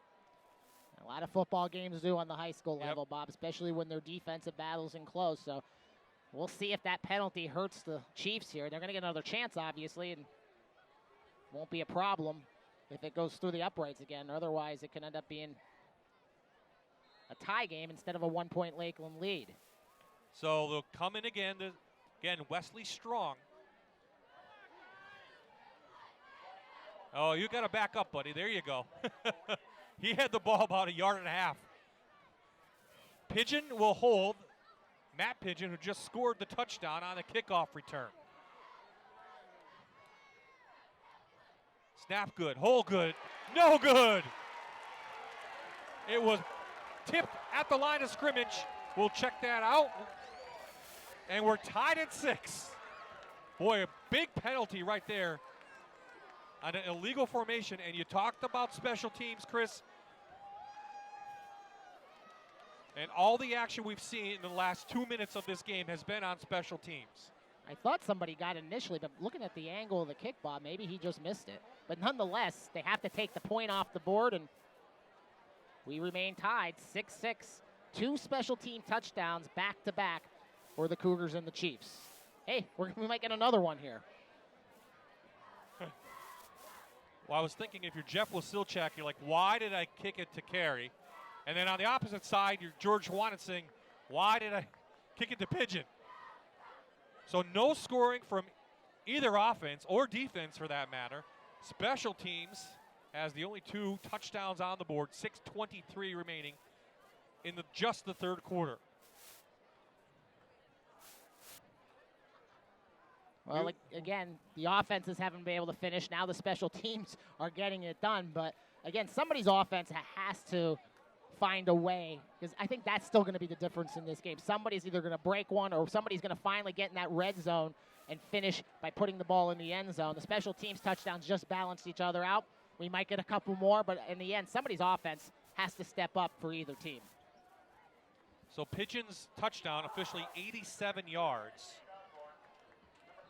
Extra point, no good for either team. So Strong tees it up now, and he'll kick it away. I doubt if he'll kick it to Osborne or Carey for that matter. A little pooch shot, and he will to Osborne at the 24.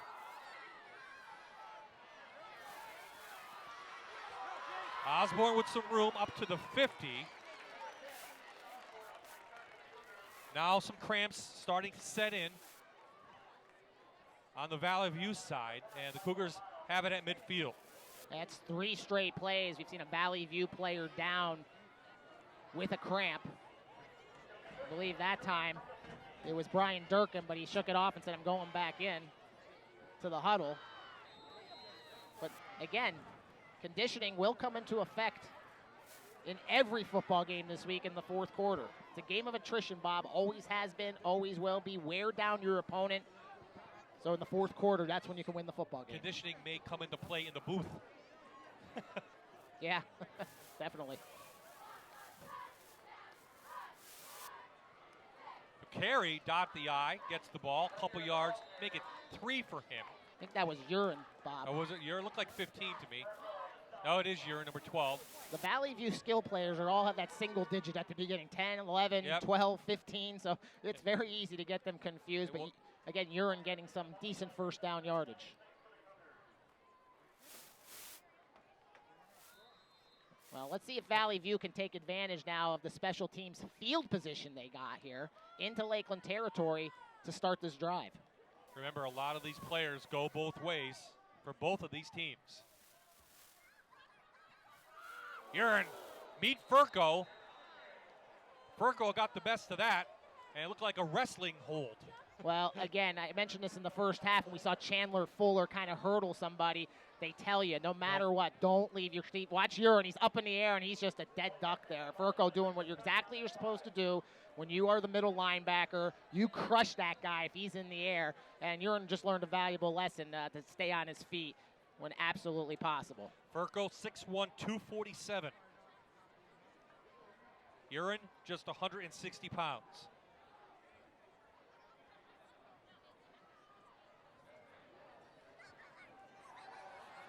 Fuller, plenty of time.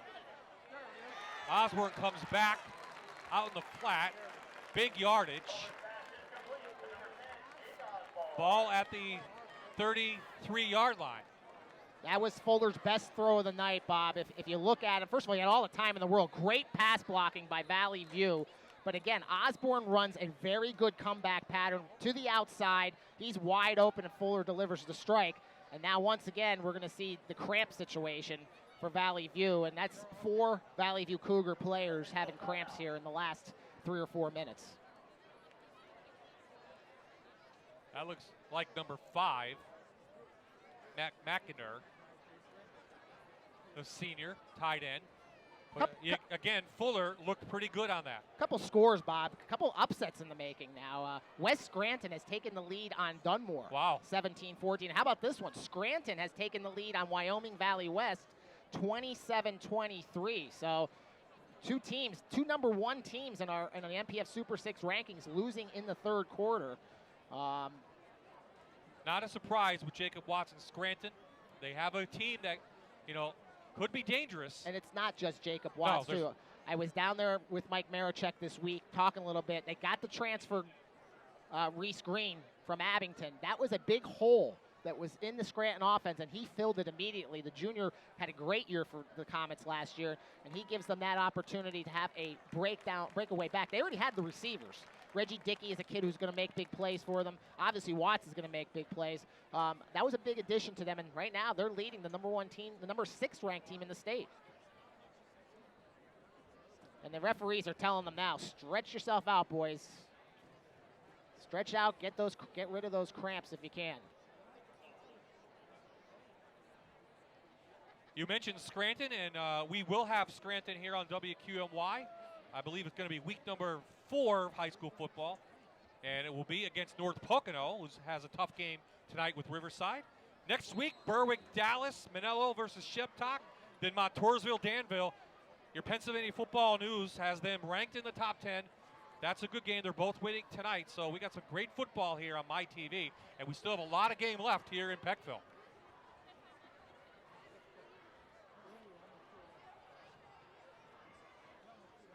So Ethan Carey, number 11, shoots in, a little banged up in preseason, picks up a couple. Yeah, again, I think they've just tried to ease him in here today. Again, didn't get a lot of practice for a couple weeks. Obviously, missed most of training camp, and they felt he was good enough to go tonight. Has played a lot of defense. That was his first touch of the night. And again, he's just not 100% yet, but still got a couple yards on the game. Looks a little gingerly out there, as they say. So Fuller will step back in that shotgun. Here is the quarterback sneak again.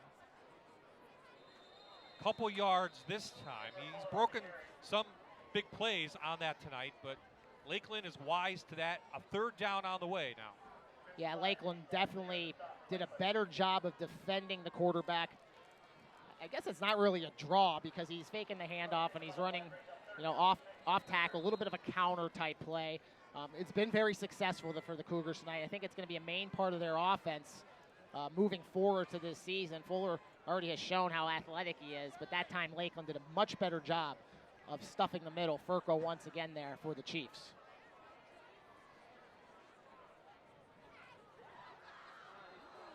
Oh, hard count. Hard count. Thank you, Chris. And movement by Lakeland. You remember in high school football, if you go over the line of scrimmage, you can't go back. It's not like the NFL where you have an opportunity to jump back. The question is, did anybody from Valley View move? And they didn't. And it's not going to be enough for the first down, Bob. I think it's a little bit short. But Head ball, encroachment, defense, 5 yards, repeat the down. About a yard short, so a little bit more manageable for Valley View. Yeah, I mean, and you're in a situation where you have 2 downs to get a yard, whereas before you 2 downs to get 6 yards. Obviously, Valley View can do a lot of different things here on 3rd and short. This drive started at midfield after a couple of special teams touchdowns here in the 3rd quarter.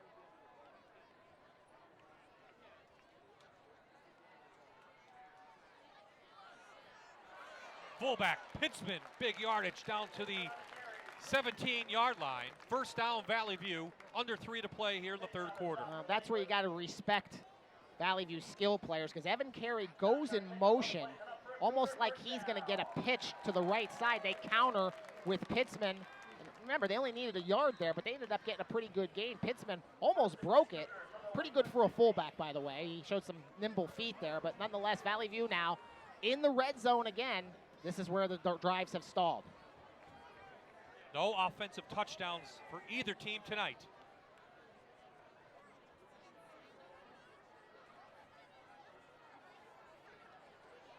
A lot of movement. I think that's stopping.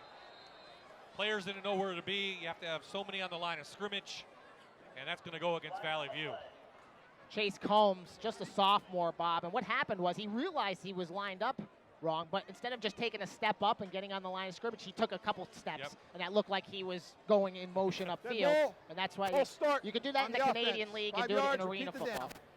Canadian League, arena football, you can't do that in high school or any kind of American football. Nope. So it backs them up 5, and let's see if that 5 yards can determine if they get a touchdown or not. Yeah, again, penalties. Penalties have hurt the Chiefs. They've hurt the Cougars when they've had momentum going on offense. And the timing of the penalties, too. Fuller tried to get to the outside, but Lakeland and Lowry right there. Along with, looks like Bamba on the outside, number 18. Yeah, they read that perfectly. Bamba, that's where he's supposed to be. Stay home on the play. And yeah, he crushed Fuller right when he got to the line of scrimmage. Lowry helping out there. And that's the second straight time we've seen Valley View run that play, and Lakeland has had an answer. Still only 2nd down, but again, Cougars' momentum has stopped here on this series of downs.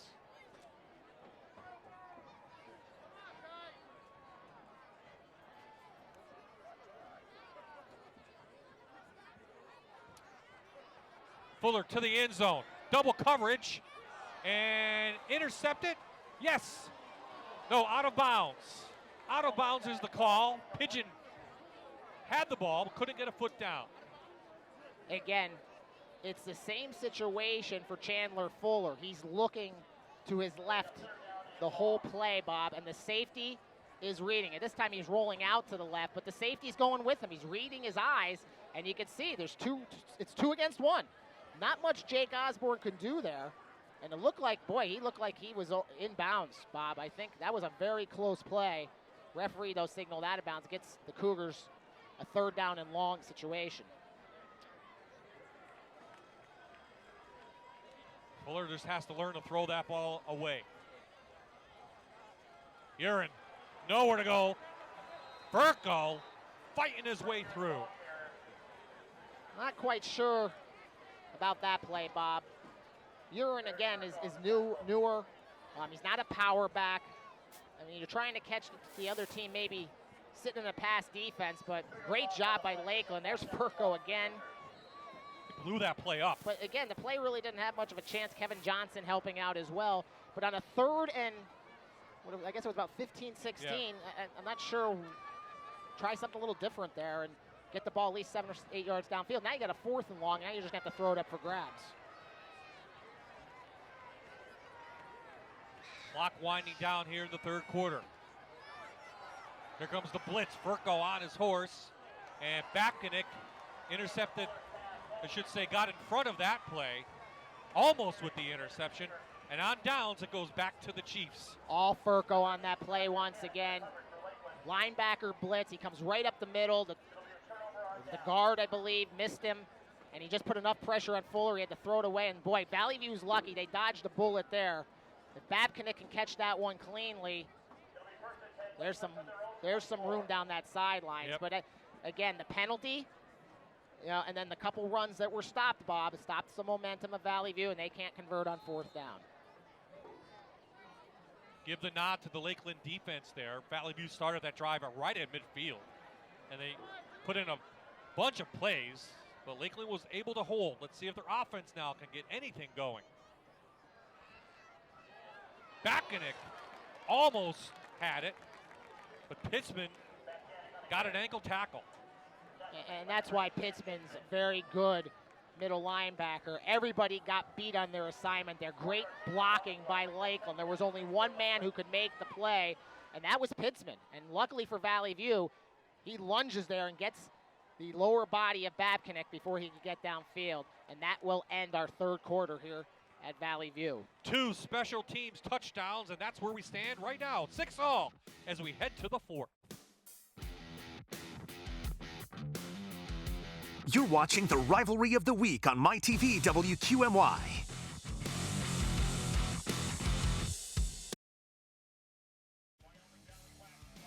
Rivalry of the Week on MyTV is presented by Wendy's. Try the best of all things bacon. Wendy's new Baconator for a limited time only at participating Wendy's. So that was a long third quarter, Chris. We head to the 4th, tied at 6. Chris Kaharski from the NPF Sports Network at pfsports.com. Bob Ide here, and Aaron Dugan is down on the sidelines. We'll get to her shortly. Right here on the field, third quarter dominated by the special teams. Punt return for a touchdown, a kick return for a touchdown. Neither offense could get really anything going, and Lakeland has the ball. This is Babcock. Oh, fumble. Let's see what the call is. Referees, I believe, are saying it was a live ball, Bob. Who came up with it, though? I think Lakeland did. Lakeland did? But Babcock that time found no room on that right side. Good job again by the Valley View defense to contain him. You can't let him get to the outside. No. That's where he's dangerous. Kevin Johnson with the recover for Lakeland. That was a big one. Real big. So 3rd down on the way. It's about 3rd down and 6, Bob. Let's see if the Chiefs go to the air here, because this is not 4-down territory for Coach Wasilchik. He's had a lot of 4-down territory down in Valley View's end, has not been able to convert on 3rd and 4th down, but this time he's got to get it on 3rd, otherwise they're going to have to punt the ball away. Well, Lakeland's MO is not to pass the ball, especially inside their own territory. And they're going to go to a stack position. Now they're going to have to call timeout again. That time, too much time in the huddle. They had a delay a game earlier that was more caused by some indecision at the line of scrimmage, but that's 2 timeouts Lakeland has been forced to burn here in a close game. Again, we'll see if that has any effect on the Chiefs later on. Here's the last play. Look at the fumble. Yeah. There's the ball. Oh. Cougar had a chance. Yep, he did. And I'm going to give you my coaching background, Bob. Babcock, where was the ball? It was in his left arm, not the outside arm. He's got to shift that over while he's in open space, and that's exactly why right there. One of the Cougars punched it out, didn't see who it was. But that's fundamentals there. And Babcock, who's got some experience. I know he's only, junior. The junior. He wasn't a full-time back last year, but he should know better. He's got to make sure he shifts that ball over to the right hand. Now, this is a very big play in this game, Bob, for a couple reasons. Obviously, Lakeland wants to get the first down, continue this drive, but if they force to punt the ball away here, you always have that special teams factor for Valley View. They returned the 1 kick for a touchdown. They returned a kickoff into Lakeland territory. So with Valley View's return ability, it could get the Cougars right into scoring position just on one special teams play. Third down, though. See if they can convert that. They will go to the air. They go back to the other side to their tight end, Johnson. He leaps for the first down, but he's going to be about a yard short. Great defensive play by Brett Urin for Valley View. It looked like Johnson was headed for a first down, but he's going to come up a couple yards short. Urin just dove desperately and got enough of his legs to force Johnson to the ground. And Coach Wasilchik has no choice here. He's got to punt this ball away. Tie game, fourth quarter on the road. Yeah, watch this. And that's a big play there. Urin obviously outmatched size-wise there, but give him credit. He got enough to trip him up. Osborne and Carey back. Low snap. Romano does a nice job with his composure. And Pigeon is going to down it at the 38, and that's where Valley View will start. So Erin Dugan has made her way to the opposite side of us, over to the Lakeland side. Erin, if you can hear me, what's going on over there? Bob, I could barely hear you. The Bird Gang, as they call themselves, are very loud. What's your name? AJ. All right, AJ, talk to me about your group here. Why do you call yourselves the Bird Gang? Well, we've been the underdogs for a little while, and, we're coming here, we're making noise, chirp, chirp. We have some young talent coming up, and we're going to really win this game. We're bringing it up. It's been close all game. What do you guys have to do to win it? I think we have to start being inside Babcock the ball more. He's got to start running all over the field. All right, you heard it here, Bob. Back to you. Thanks, guys. Bring him up to the booth. We have a third mic. We could use him. Ethan Carey with the ball. Couple yards for him, just over the 40. I want to go back to that last punt, Bob. It's a big break for Lakeland there for a couple reasons. One, the bad snap, no problems because Valley View wasn't rushing anybody. So, the punter could take his time, Romano, and just recover himself and get a good punt off. The other thing is your special teams unit can get downfield, and Valley View didn't have a chance for the return. So even though something bad happened for the Chiefs with the bad snap, it ends up actually working out for them. They were lucky Pigeon was right there to make a quick stop. So now let's see what Valley View's offense has in store. 5 on the play clock. They just get it underway. Fuller hit, and making a nice sliding catch was Evan Carey. But we have a flag downfield. Right about the 50-yard line. Came a little bit late. Not sure what the call is going to be, Bob. I was looking at the receiver.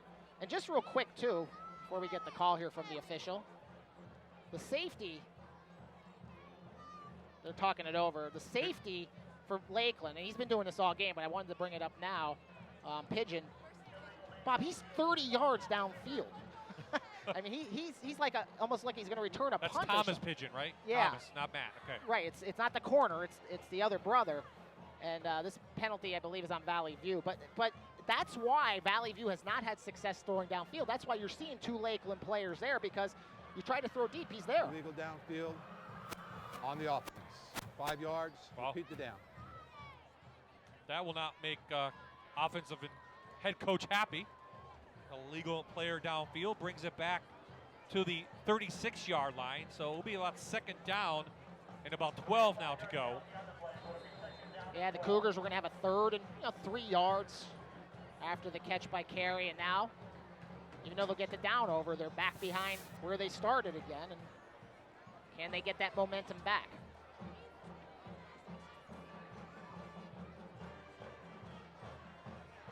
And as you say, Tom Pigeon is not even in the picture, way downfield. Fuller carries, but he's stopped quickly. Furco and Lowry. And give the Lakeland coaching staff credit. In the locker room at halftime, they came up with a solution to Fuller. He has not had the same success. I think he broke one big run here in the second half, but it has really been a struggle for Valley View on that quarterback run, whether it's off the fake handoff or just the quarterback draw. They have not been able to get him an open space here in the second half. Talking to both coaches this week, one of their keys to the game, they both had the same one. It was no big plays. We've seen big plays on special teams too, but really for the offense, there has not been any big plays.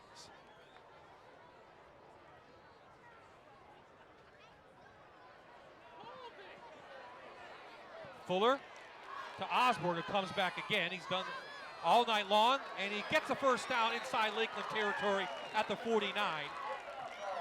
Needed 10, got about 12. That is all Jake Osborne there. I mean, he was stopped short of the first down marker, but never gave up on the play, and Lakeland's going to be hitting themselves in the head here. They had him stopped once, twice, 3 times, but now, penalty marker, Bob, and this looks like it's coming back.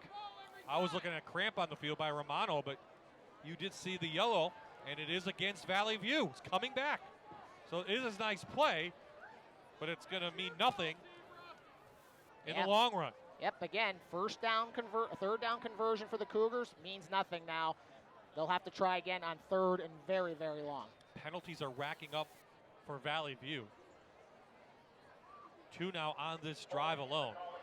That's a big one, too, because it's a spot foul. It's a 15-yarder, I believe. And the referees are going to have everybody take a water break here as we have a chief cramping up this time. But okay, we'll take a water break ourselves. 7:56 remaining. We're still tied at 6.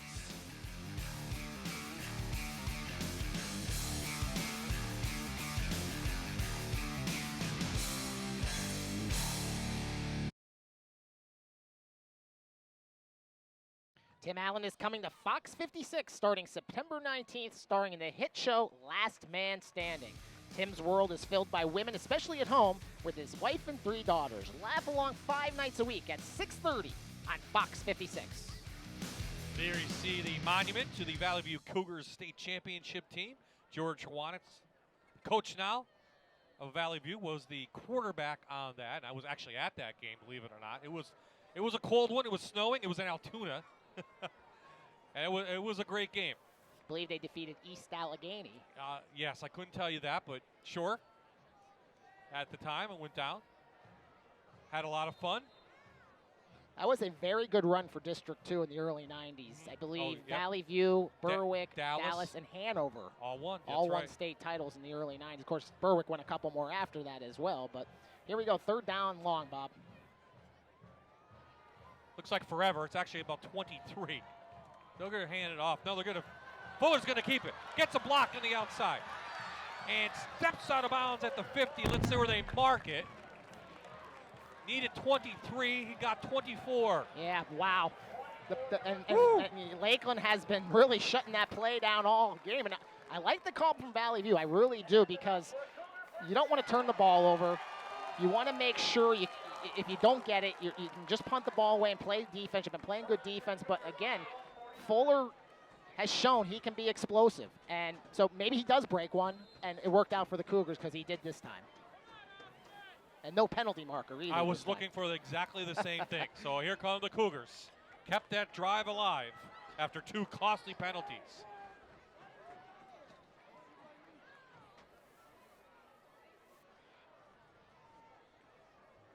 Verco blitz.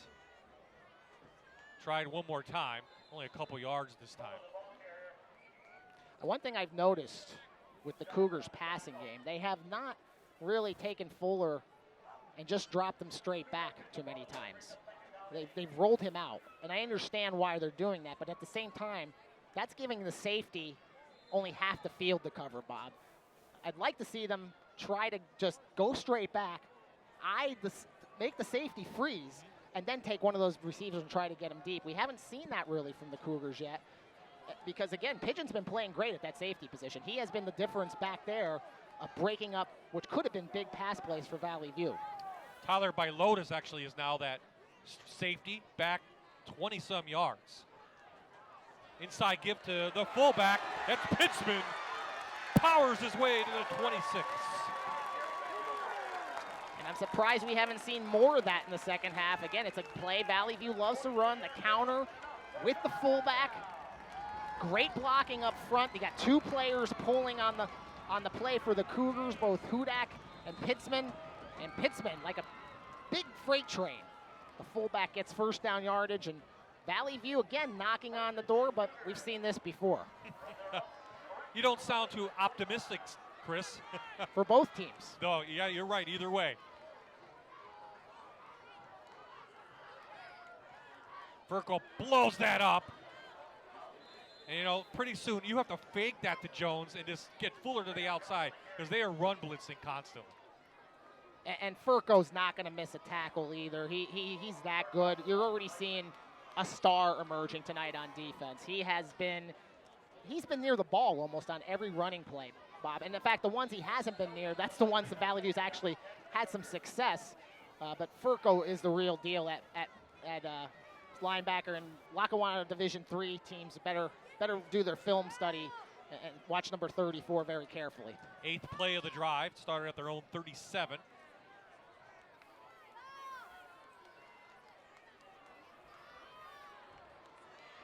Fuller holds on to the ball. There's a helmet down for a Valley View player. Up to the 22. And Johnson was in there. Furco around the ball as well. Cougars are going to have to take a player off the field for one play. That's the rule in high school football when your helmet comes off. But again, Fuller, just same play. It's been different variations of it, but just running a little bit of a delay, getting some guards pulling or even the center, and it's worked for Valley View for the most part. But Lakeland, this is where Lakeland actually has gotten it done defensively, Bob. Down here near the red zone, the Chiefs have stepped it up defensively. Can they do it again? Chiefs really packing it in. Fuller to the end zone. Pat Osborne, great coverage by Matt Pigeon. Love that matchup a lot. Goes incomplete. Well, that was the best opportunity for Valley View tonight. That time the safety did not get over. Kind of did what I said, Bob. They dropped him straight back this time. Safety was frozen, so it was a one-on-one matchup. Actually, a pretty good throw by Fuller. Osborne in his hands, just couldn't pull it in. And boy, Valley View just had a great opportunity there to put the first offensive touchdown of the game on the scoreboard. Seen this before, Chris? 4th down now coming for the Cougars. They need a first down and 7 yards to keep this drive alive.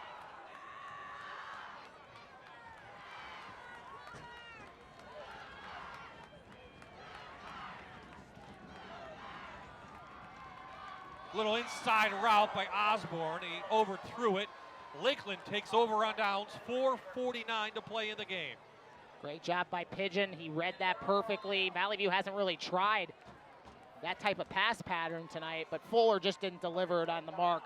Play had no chance on the overthrow, and he had position. Osborne had position. If that ball's on the mark, we might have seen a completion there. But again, Lakeland's defense does the job on 4th down, and when they write this story on npfsports.com tomorrow, Bob, the story will be the 4th down conversions, as neither team has had a chance to be successful in that aspect of the game.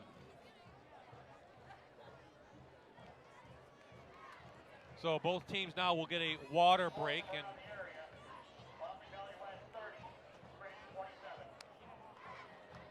so here is what's on tap for the Cougars. It doesn't get any easier next week. They go to 6A Delaware Valley. Scranton, as you mentioned, having a great night tonight. And then, Abington Prep West, not going to be easy for the Cougars. No, it is a top-heavy schedule. Obviously, that's why this is an important game, because they will be an underdog in the next 2 games. And if Valley View loses this game tonight, an 0-3 start is very possible. So you would like, if your coach wants to get that confidence, get that 1 win in, and go try to pull the upset up in Milford. You do get Scranton at home, which will give you a little bit of an advantage, but those are 2 very good football teams. After that, Valley View can do pretty good with the rest of their schedule. They'll have tough matchups in the division, but overall, it's favorable down the stretch. Long game here at Valley View. We have any finals in yet? No, but Valley West has taken the lead back from Scranton 30-27. West Scranton still maintains that 3-point lead over Dunmore, so we're looking at an upset. We do have one final in. Berwick 44, Hazelton nothing. So the Dogs under Frank Sheptalk kick off his career as the Bulldogs coach with a very big victory over the Cougars. And we will have them up at Dallas next week here on MyTV WQMY. That should be a great game. Under the lights now and the turf in Mountaineer Country. So the ball's at the 23.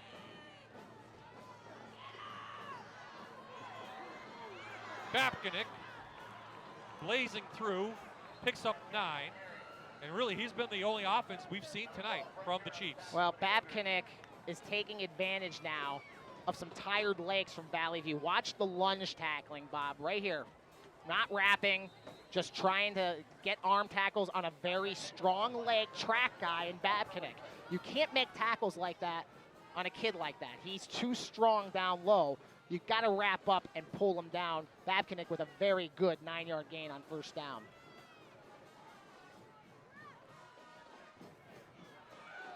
Give it to the fullback for a couple, and they're going to mark it for a first down past the 33-yard line. So time is ticking, just one timeout in Lakeland's possession. Yeah, Furco only needed a yard. Nice job by Blake Evans that time, who came up and made the tackle. Didn't let Furco get any momentum, the big fullback. And still, though, that Babkinik 9-yard run was what set up that first down. And again, attrition, Bob. I'm watching both teams. They're showing some wear and tear. And that's not good when you're the defensive team, because missed tackles can cost you a game.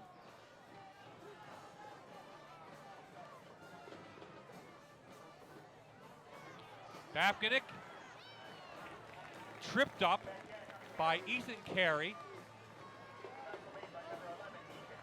And both carries, Bob, Ethan and Evan, are very good in run support. They both explode to the football. Now, that wasn't exactly a form tackle there, but he knew what he had to do. He just had to take those legs out from under him and got one arm on the ankle. He was strong enough to pull Babkinik down and limit it to about a 3-yard gain.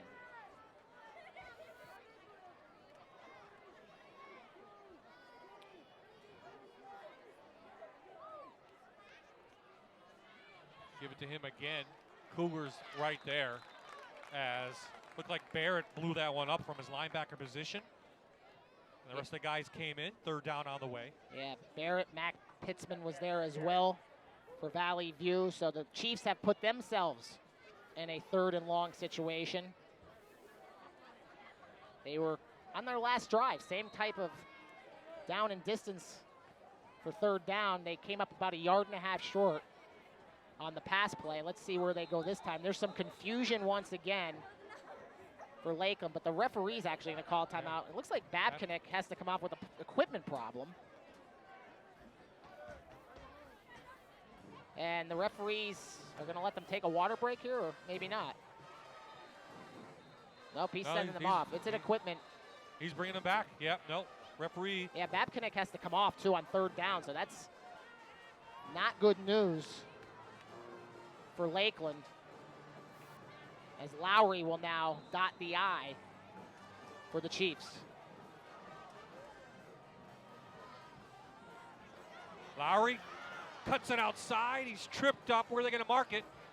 First down, Lakeland, past the 44. Great job by Lowry. Good job by the offensive line of Lakeland to seal the right side. You'll see here that Lowry had to kind of lunge forward to make sure he got that first down yardage. But again, good seal blocks by the Chiefs, and they do move it on 3rd down. And Lowry getting it done for Lakeland. Do the Chiefs have time, though? 2:15 and counting. They're not going to panic. Lowry gets out of bounds, but we have a flag behind the play. And that's a big blow for the Chiefs. It's back in the area of holding, Bob. And again, with the clock down to 2:07, but don't forget, they used those 2 timeouts earlier this half. It's going to be tough unless they try to make some big plays downfield, because I'll give Valley View credit. They've done a good job of limiting the big plays in the running game. Our first upset of the season, Old Forge falls to Hanover 10-7. And I'm not sure if that was quite an upset, though, Bob. No, Old Forge, a lot of talks about Old Forge, but they're limited on numbers. Some experience is gone. Some great players. Listen, that game was in Hanover. Yep. A lot of people think the Hawkeyes are going to be a team that has a pretty good year. They've got some quickness. They've got some pretty big boys up front. And Old Forge has been such a good run, but eventually, again, you graduate those kids, and it just caught up with them in week 1. So hats off to the Hawkeyes. That's a big win for their program, and Mike McCree getting off to a good 1-0 start. Don't worry about Old Forge. They'll be there when the single A playoffs come around. I'm pretty sure about that. Oh, yeah. They'll be right there at the end. But they're playing in a tough division now. They lose to Hanover. That's true. That's true. They have to play Dunmore now in the regular season. They were always playing Riverside. They have to play Lakeland in the regular season. So, definitely have their schedule's been upgraded a little bit from past years.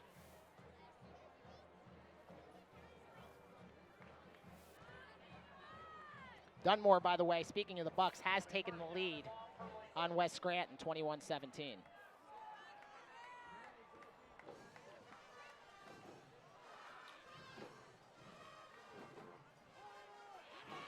Perino just couldn't get it downfield to Pigeon.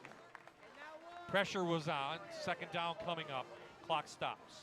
Perino there, again, we mentioned Fuller in the first half, Bob. He's rolling out. He's got somebody in pursuit, but he got away from the defender. He's got some room in front of him there. Take the 5-yard gain. Take the 7 or 8-yard gain at that point.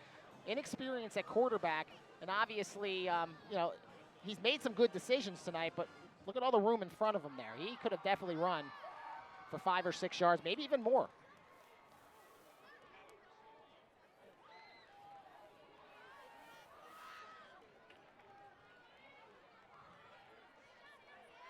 Reverse, Pigeon cuts it back to the inside, up past the 47. So clock stops. Nope, clock doesn't stop, not a first down. Excuse me, that's third down coming up. Yeah, and that's a nice play call by Lakeland. Pigeon's still got some legs. His backs have been running the ball most of the time. He has some legs. You saw a little burst there of speed. Great second down and long play, and now that puts the Chiefs back into a decent situation here, but again, the clock is everybody's enemy here at Valley View. I mean, this game's headed for overtime unless somebody makes a big play. Well, those kids might like to stay a little bit. It's a Friday night. This is Lowry. Lowry, nice running, pushed out of bounds inside Valley View territory at the 40, more importantly, picks up the first down. What a play by Lowry. He was going to be stopped short of the first down. Ethan Carey, who has made several pretty big plays coming from the secondary, just couldn't get him down this time. And Lowry, who's had 2 big runs on this drive, Bob, puts the Chiefs into Cougar territory and a first down at the 41 in a tie ball game with 1:07 remaining.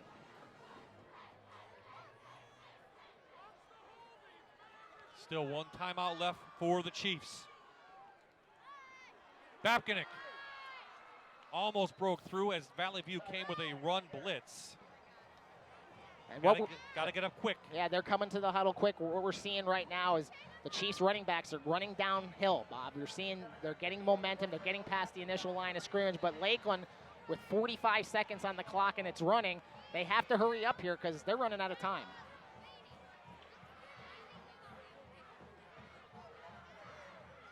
Babkinik almost broke that. Picks up a first down. Clock will stop. They're at the 30.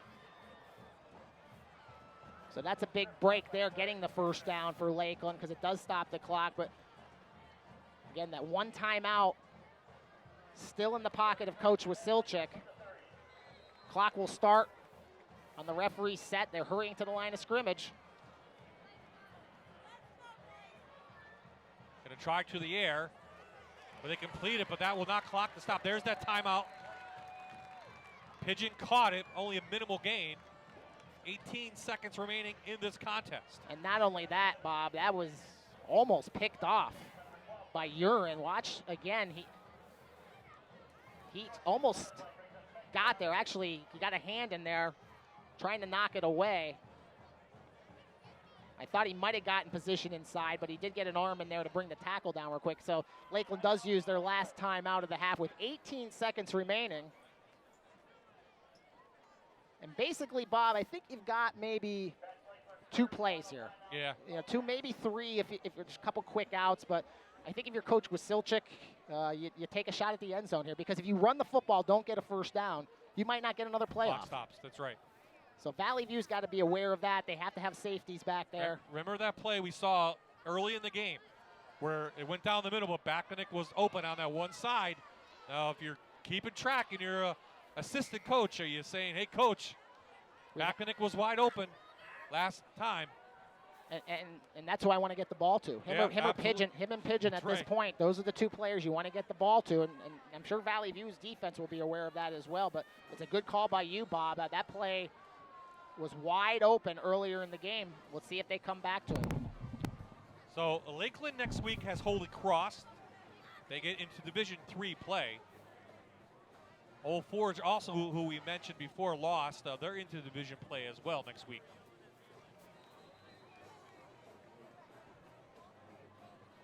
I think it's going to be a unique season around the area. I don't think there's any clear-cut favorites. So second down here. They're going to try the air. A little out to Pigeon, and where are they going to rule it? They're calling it a catch. Officials confer, and it's caught inside the 20. Clock stopped with 9 seconds. They got to get to the line quickly, though. Well, was it ruled in bounds, or did they say? No, I think it was ruled in bounds. That'll start the clock right away. That's right. Actually, he's out of bounds. Out of bounds, yeah. So Lakeland gets a break. I think Valley View got one earlier in the game. Now, definitely the clock should be stopped though, Bob. He was out of bounds. Well, he was out of bounds when he caught it, but he was out of bounds after he made the reception. They're going to put some time back on the clock. I think 11 seconds. So it will be a completed catch. They're moving the chains. If I'm Lakeland, I better be at the line of scrimmage. No time to bring it. Oh, they're bringing a kicker in. Strong is in the game. The junior, number 11. But the clock will stop. They cannot stop the clock with 11 seconds, so they got to be lined up here. I think they ruled him out of bounds, though, Bob. I think that clock's not going to start, but we'll see. They moved the chains, though, Chris. Yeah, but it was out of bounds. He caught it and he went out of bounds. Okay, yeah, you're right. This is it. Pretty long field goal. Let's see if Strong's got the strong leg. Valley View has 3 timeouts remaining. 37-yard attempt, and they'll try to ice him. And you were correct. It went out of bounds. The clock will not start. But again, that's a big play there because it got them into field goal. Or at least Coach Wasilchik feels they're in field goal range. And Strong will have a shot here, and we'll see if his leg is strong. That's I guess, right? Yeah. That joke was there from the beginning of the broadcast, Bob. we got a chance to use it there. Okay, here's what Lakeland has on tap the rest of the season. I mentioned Holy Cross. Then they get into Dunmore. That's going to be a huge matchup. And, some winnable games in there on paper anyway. It's a strong schedule. The coaches picked Dunmore first in the division. They picked Lakeland second. Old Forge and Riverside third and fourth. I mean, I think those 4 teams, that's a pretty good standing right there of where they probably should be. Who knows who's going to be 1, 2, 3, or 4, but those are the 4 strongest teams. Lackawanna Trail, Carbondale, Mid-Valley are kind of middle of the pack teams. Could surprise some people. Obviously, Montrose has got a new coach coming off a 500 season, but they lost a lot of good players, including the Nunez kid, who was a star up there. And obviously, Susquehanna struggles with their numbers as well. So here we go, Bob. Chiefs with a chance to take the lead here late. Is it a fake, or do they go for it? High snap. Kick is down and blocked at the line of scrimmage. And it goes out of bounds.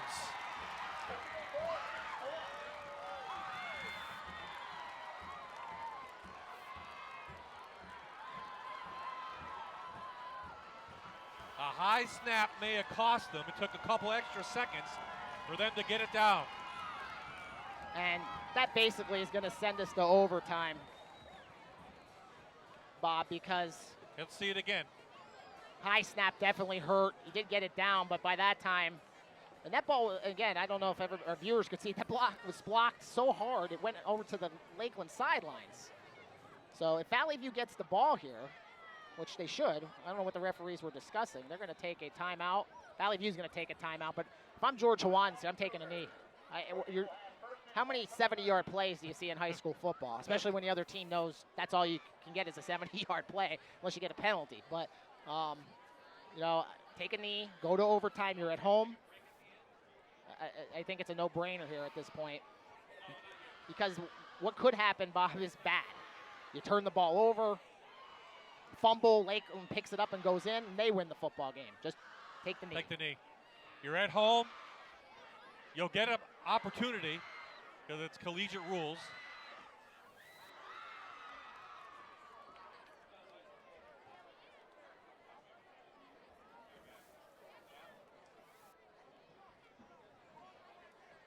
Let's not jump the gun too much, but we do expect, I think this might be our first overtime ever on our broadcast, and we've been doing this 10 years.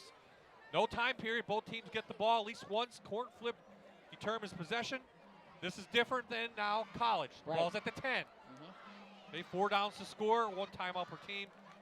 After 2 touchdowns each, they must attempt a 2-point conversion, and the most points after overtime determines the winner.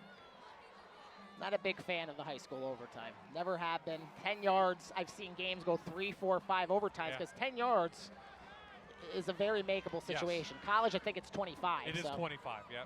So last play, they take a knee, and that will do it. Well, now it comes down to defense. That really is what it comes down to because no special teams. Not really, unless you're trying a field goal or something. But the defense has to make the stop. It's like soccer with the shootouts. The goalie is the one who decides the game because it's a chip shot for the kickers. Well, and the offense here has the advantage. They're only going 10 yards, so the defensive player that makes the stop, that's going to be who decides the winner. So when we come back, our opening night, we have overtime here between Lakeland and Valley View. You're watching the Rivalry of the Week on MyTV WQMY.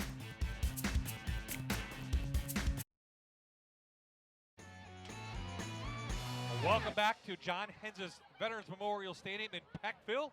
If you're just joining us, we're headed to overtime. We're tied at 6. Both teams got a special teams touchdown in the 3rd quarter, and both teams have played great defense here tonight. Bob Ide, Chris Kaharski from NPFsports.com, and Aaron Dugan enjoying a great one here between these 2 rivals who are meeting for the 36th time. And Chris, what do you think so far?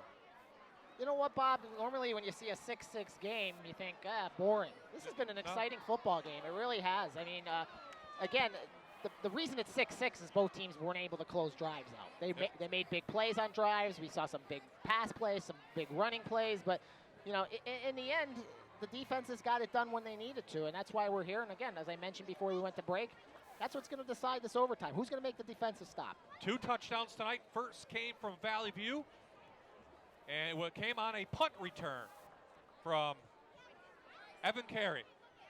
Great cutback right there, too. Again, he got that corner. He did a little bit of a juke, got the Lakeland player off balance. That was able to get him to the outside. Once he got to the outside, he had some room, and then coming back right after that, it's Pigeon. Matt Pigeon, 87 yards. Cougars missed some tackles. They had an opportunity there. Once he got through that wave of Valley View, it was all downhill for him. Great athlete. I'm very excited to watch him play this year. I'm glad he's healthy. As you said, the defenses have come up big. There's Eric Furco on Urin. Yeah, Furco's been the star from the Lakeland side, no doubt about it. Fuller trying to get to the outside, finds Osborne on one of the drives. But really, penalties have hurt both teams on drives, even in the second half. Cougar cheerleaders pretty happy. We're headed to overtime. A little bit more time away here, time on the field.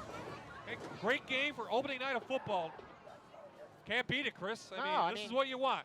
No, a competitive game is what you want, Bob, and that's what we got here tonight. Unfortunately, one team's going to have to go home with a loss under their record. I thought both teams for week 1 played very well. Let's see their official. Play offense for Lakeland on that end of the field. So Lakeland gets offense first, and if I'm a coach, I want defense first because you see what the other team does, and you can get into a situation where you get the stop, and you can if you have a kicker, you kick a field goal and the game's over. So I always like to see what the other team does first. Your thoughts on the ball going this side, not towards the scoreboard side. It would be on our left. We're in the press box. Is there a difference, do you think? There's not really much wind tonight. There's some fans down there. There's not any fans really too much towards the field house. I'm not sure. You see the rules again, too. Yeah, I'm not sure, Bob, what the rationale was. I didn't see who won the coin flip, so the other team, I believe, got to pick which end. I have seen an overtime game here before, and it was down at the other end. So I don't think there's a factor. There is a wind, but it's kind of swirling. It's going across the field.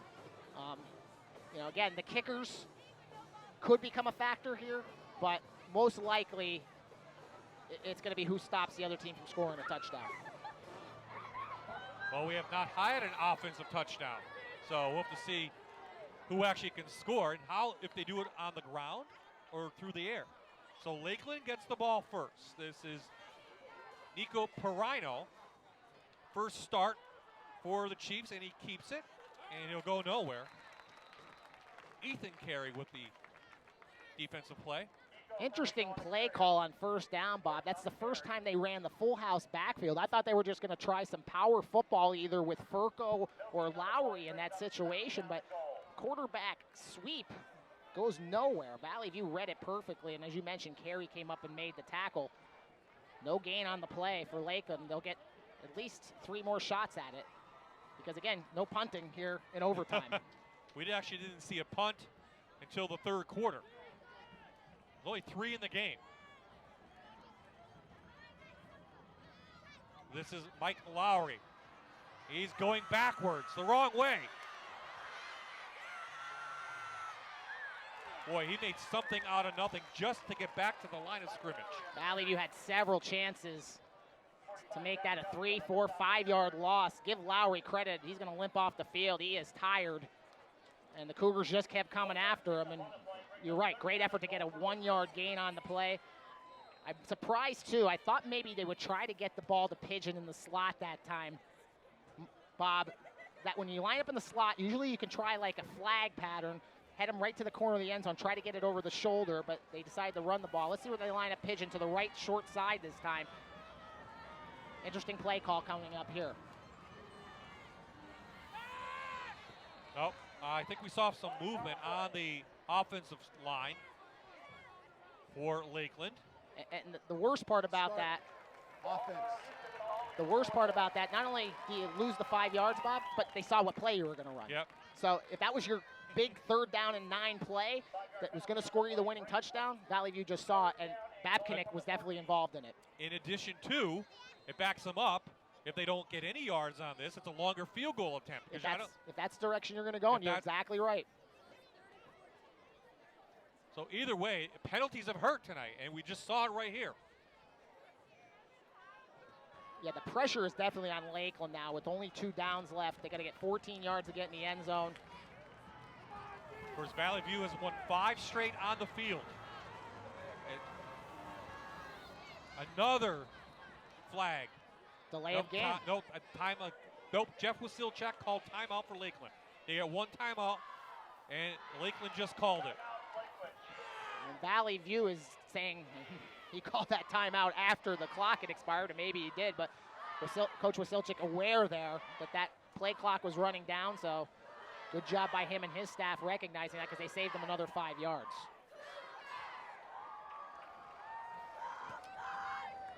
Don't forget, coming up this Sunday at Connors Park in South Scranton, it's 515 Orchard Street. It's the first annual Coach Bob McGough 5K run and 1-mile walk. There's a registration fee, and proceeds go to Coaches versus Cancer. It's being run by the Friends of Connors Park. That is in South Scranton. runsignup.com/Bob McGough. Of course, we both knew Bob McGough, passed away from cancer. Longtime coach, basketball guy, councilman in the city of Scranton. All around great guy. I got to know him up at the old Scranton Wilkes-Barre Red Barons. He was the scorekeeper. We used to stand next to each other when I was videotaping the games. Great guy, great family, so try to get out and support that on Sunday. Back here, it's 3rd down and 14 for a touchdown. Trying to set up a screen. Nope. Perino with running room. Walloped at the 8 by Urin. In fact, he lost his shoe. Yeah, but give him credit, Bobby. He gives Lakeland a better chance here with the scramble, and give Valley View credit, too. Great coverage by the Cougars downfield.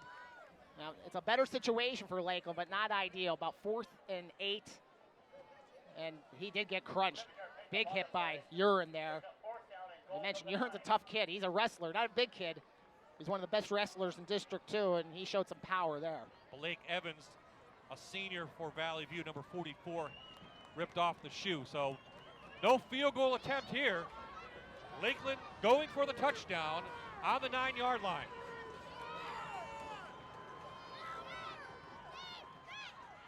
Inside pass to the tight end. Touchdown, Lakeland, Kevin Johnson. Well, that's your 4th down play with the game on the line. Don't know if that was the first pass attempt to him, but he went right down the seam, uncovered on 4th down, and Lakeland takes the lead for the first time tonight, and now a very important extra point. Yes, now Strong will come in. Let's see if they get the ball down.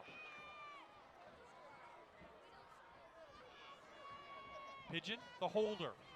High snap again. This one is up, and it is through. So Valley View now will get the ball. Here it is again. Yeah, again, it was a block and release. He didn't run the pattern immediately. He blocked the defensive end and released, and he was wide open. A breakdown in the coverage for Valley View. And we had our first offensive touchdown of the game. It comes in overtime. And like I said, the good news for the Cougars, they will get a shot to tie this game up. Here we go, Chris. Look at it again. Well, again, you couldn't see the initial, him coming off the line of scrimmage. He basically was acting like he was blocking. I think it was Mazzoni, I think 52. Actually, it was Durkin, Durkin? 55. Okay. And, you know, he got the shiver, as they call it, and just kept going. Durkin kept going. I don't know if his responsibilities were. He's a lineman, so he's probably go get the quarterback, which is what he was trying to do. But Lakeland's offense comes through. Let's see if Valley View can match that touchdown. And if they do, Bob, then George Hawanitz has a decision. Do you kick the extra point with a new kicker, or you go for the win at home? First, they got to get the 6, though. Next week, Berwick at Dallas. Berwick won tonight. Dallas was lost to Coughlin. Montoursville with a win tonight. Danville in a hard-fought game with Bloomsburg. And Scranton, North Pocono, September 16th. So Valley View has the ball. They're going to go right to Fuller, and he goes nowhere. And it's interesting, that play, Bob. I mean, that's the play they've been running all game. But if he gives the ball to Carey on that play, I think he walks into the end zone. He faked the handoff. Carey didn't get any attention whatsoever. So either maybe it was a bad ball fake by Fuller, or they just knew Fuller was coming, as he has most of the game. And Lakeland's got one part of the 4-part equation done here with a stop. Valley View has not really had a great rushing game tonight. It's been Chandler Fuller at the quarterback position with the big numbers. Either Jones or Urin could get anything going. Pittsman does have a couple. And we're going to have a flag or timeout. Timeout called by the Cougars. So Coach Hawanitz didn't like what he saw on 2nd down. He'll use his timeout, and Valley View will talk it over. Again, it doesn't matter when they score. We saw Lakeland score on 4th down. If Valley View scores on 2nd down, we go to the 2nd overtime. So that's what I think it gives the offense such an advantage, because you're trying to go 10 yards in 4 plays. Yeah, you're in the red zone. Yeah, you're down at the goal line situation. It's a lot harder to get that 10 yards. But still, 4 plays, most of the time, you should get it. And don't forget, too, if Valley View turns the ball over, the game's over. That's right. That's right. That's the one negative about going 2nd. You know what the other team did. You know what you have to do. But if you turn the ball over, it's done. If you have the ball first, you turn it over, you can still get a stop on defense. See Mike Barrett, the offensive coordinator, talking to the Cougars offense right there. One of the keys to the game we talked for Valley View was establish a run. Do you feel like that they've established a run with just the quarterback? I think it was hit or miss. I thought Jones had some good runs in the first half. I don't think they used him a lot in the second half for probably many different reasons. One, his inexperience. They tried some of those jet sweeps. They really didn't work. If I had to say it was successful, was kind of borderline at this point. Pitchman from fullback did have a couple big runs. It was hit or miss, basically. Yeah, it definitely for the was. Cougars. Wasn't dominating, to say the least. Not consistent at all. So here we go from the 10 for the Cougars.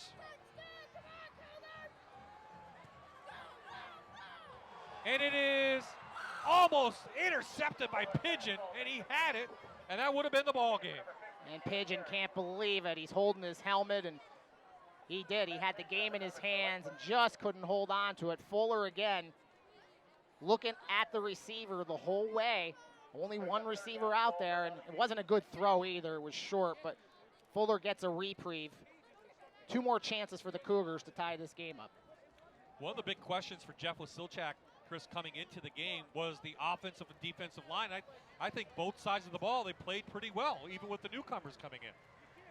The defense was very good for both teams. And if that's a positive Valley View can take away, but it's not going to be a very good positive if they lose this game tonight.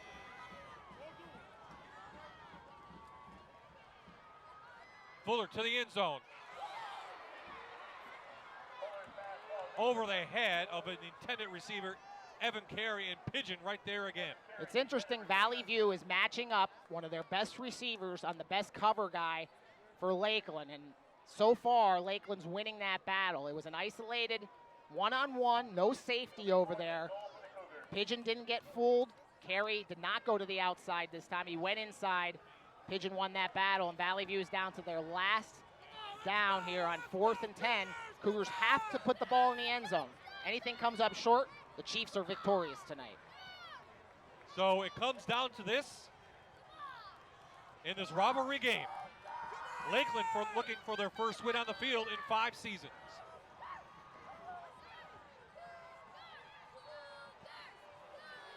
Fuller to the end zone. It's caught.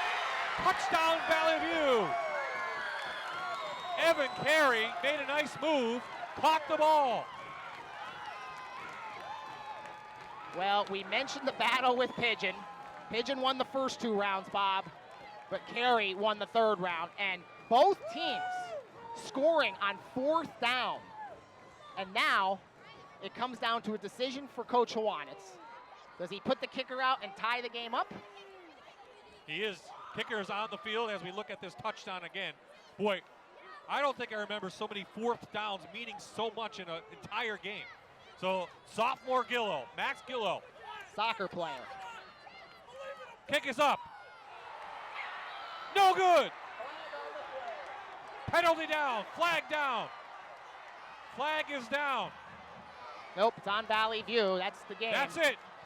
Lakeland pulls off the big win over their rivals.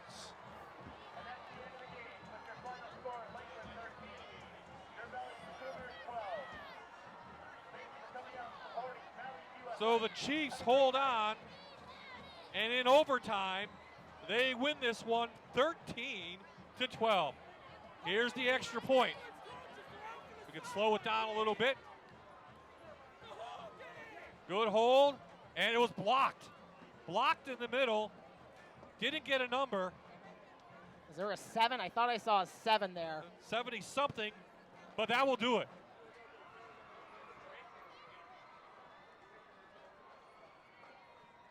So when we come back, Aaron will find the Lakeland Chiefs on the field with a big win over Valley View, and that's when we return here on My TV. What a game.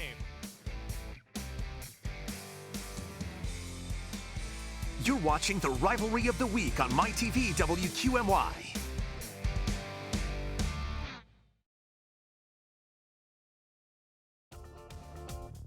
It took overtime, but Lakeland finally beats the rivals from Valley View, and Aaron has a winning coach on the sideline. Aaron? Well, Coach, what an end to a pretty incredible game. What can you say about your defensive unit blocking that kick? Kids just did a heck of a job. I mean, they wanted it. They worked their tails off in the offseason.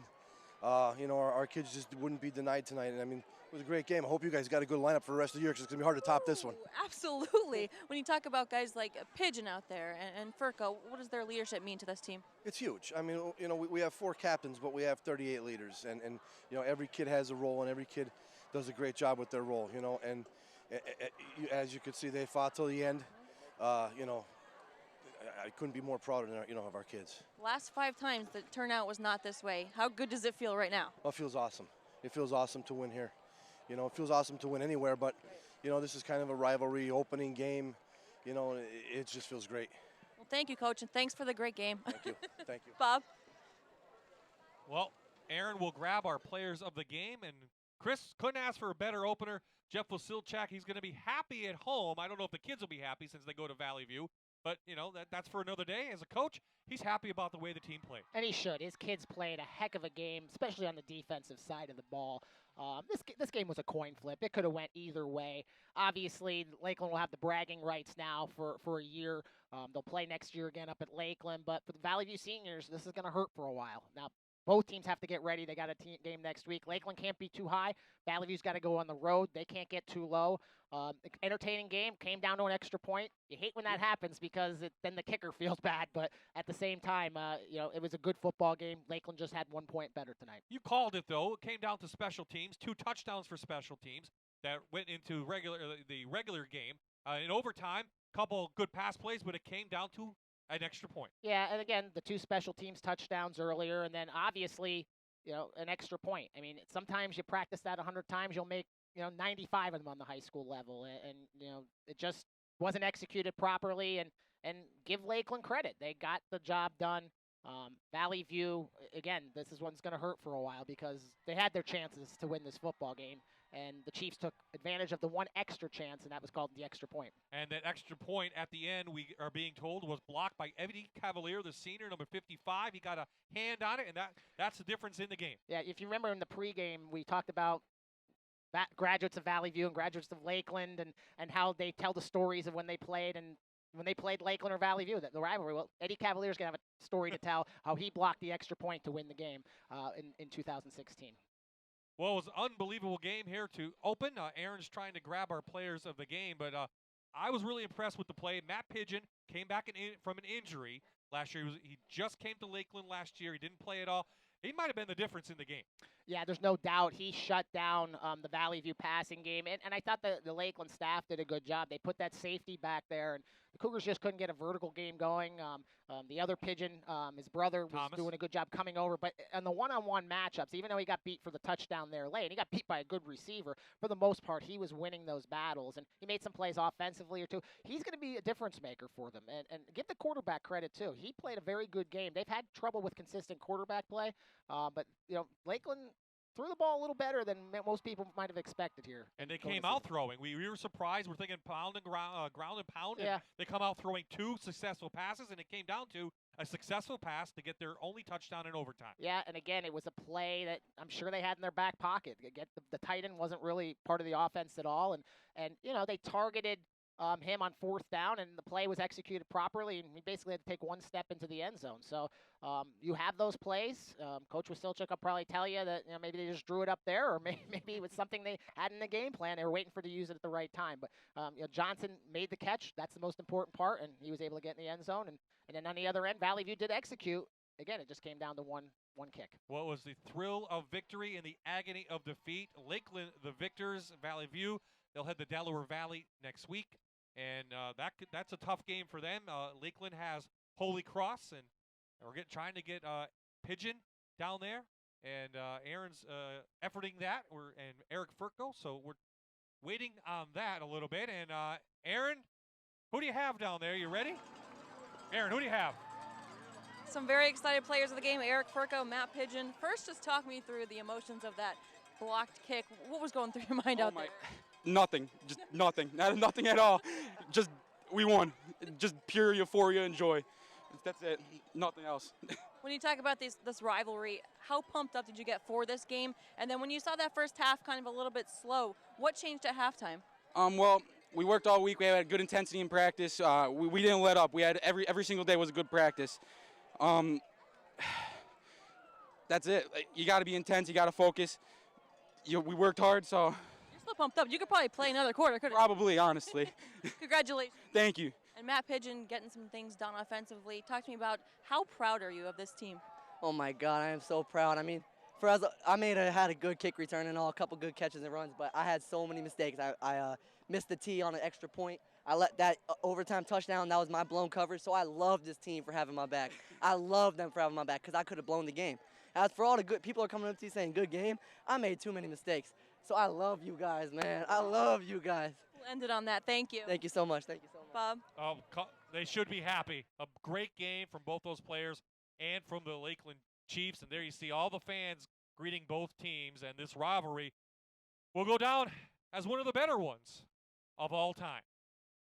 Next week, well, we'll be back at Dallas. There's a rival right there between Chef Talk and Rich Manello. And it'll be Dallas and Berwick from Mountaineers Stadium. We'll be on the air at MyTV at 7 o'clock. So, Chris, thanks for joining us tonight. Go to npfsports.com. He'll have a scoreboard show coming up, right? You got to run down there. Yeah, we're going down to Bombay Cafe in Dixon right now, and we'll be on a little bit late, but that's okay. We have lots to talk about. Well, there is a lot to talk about, including a couple of huge upsets you're going to want to hear about. So the final score in overtime, it's the Chiefs over the Cougars on opening night.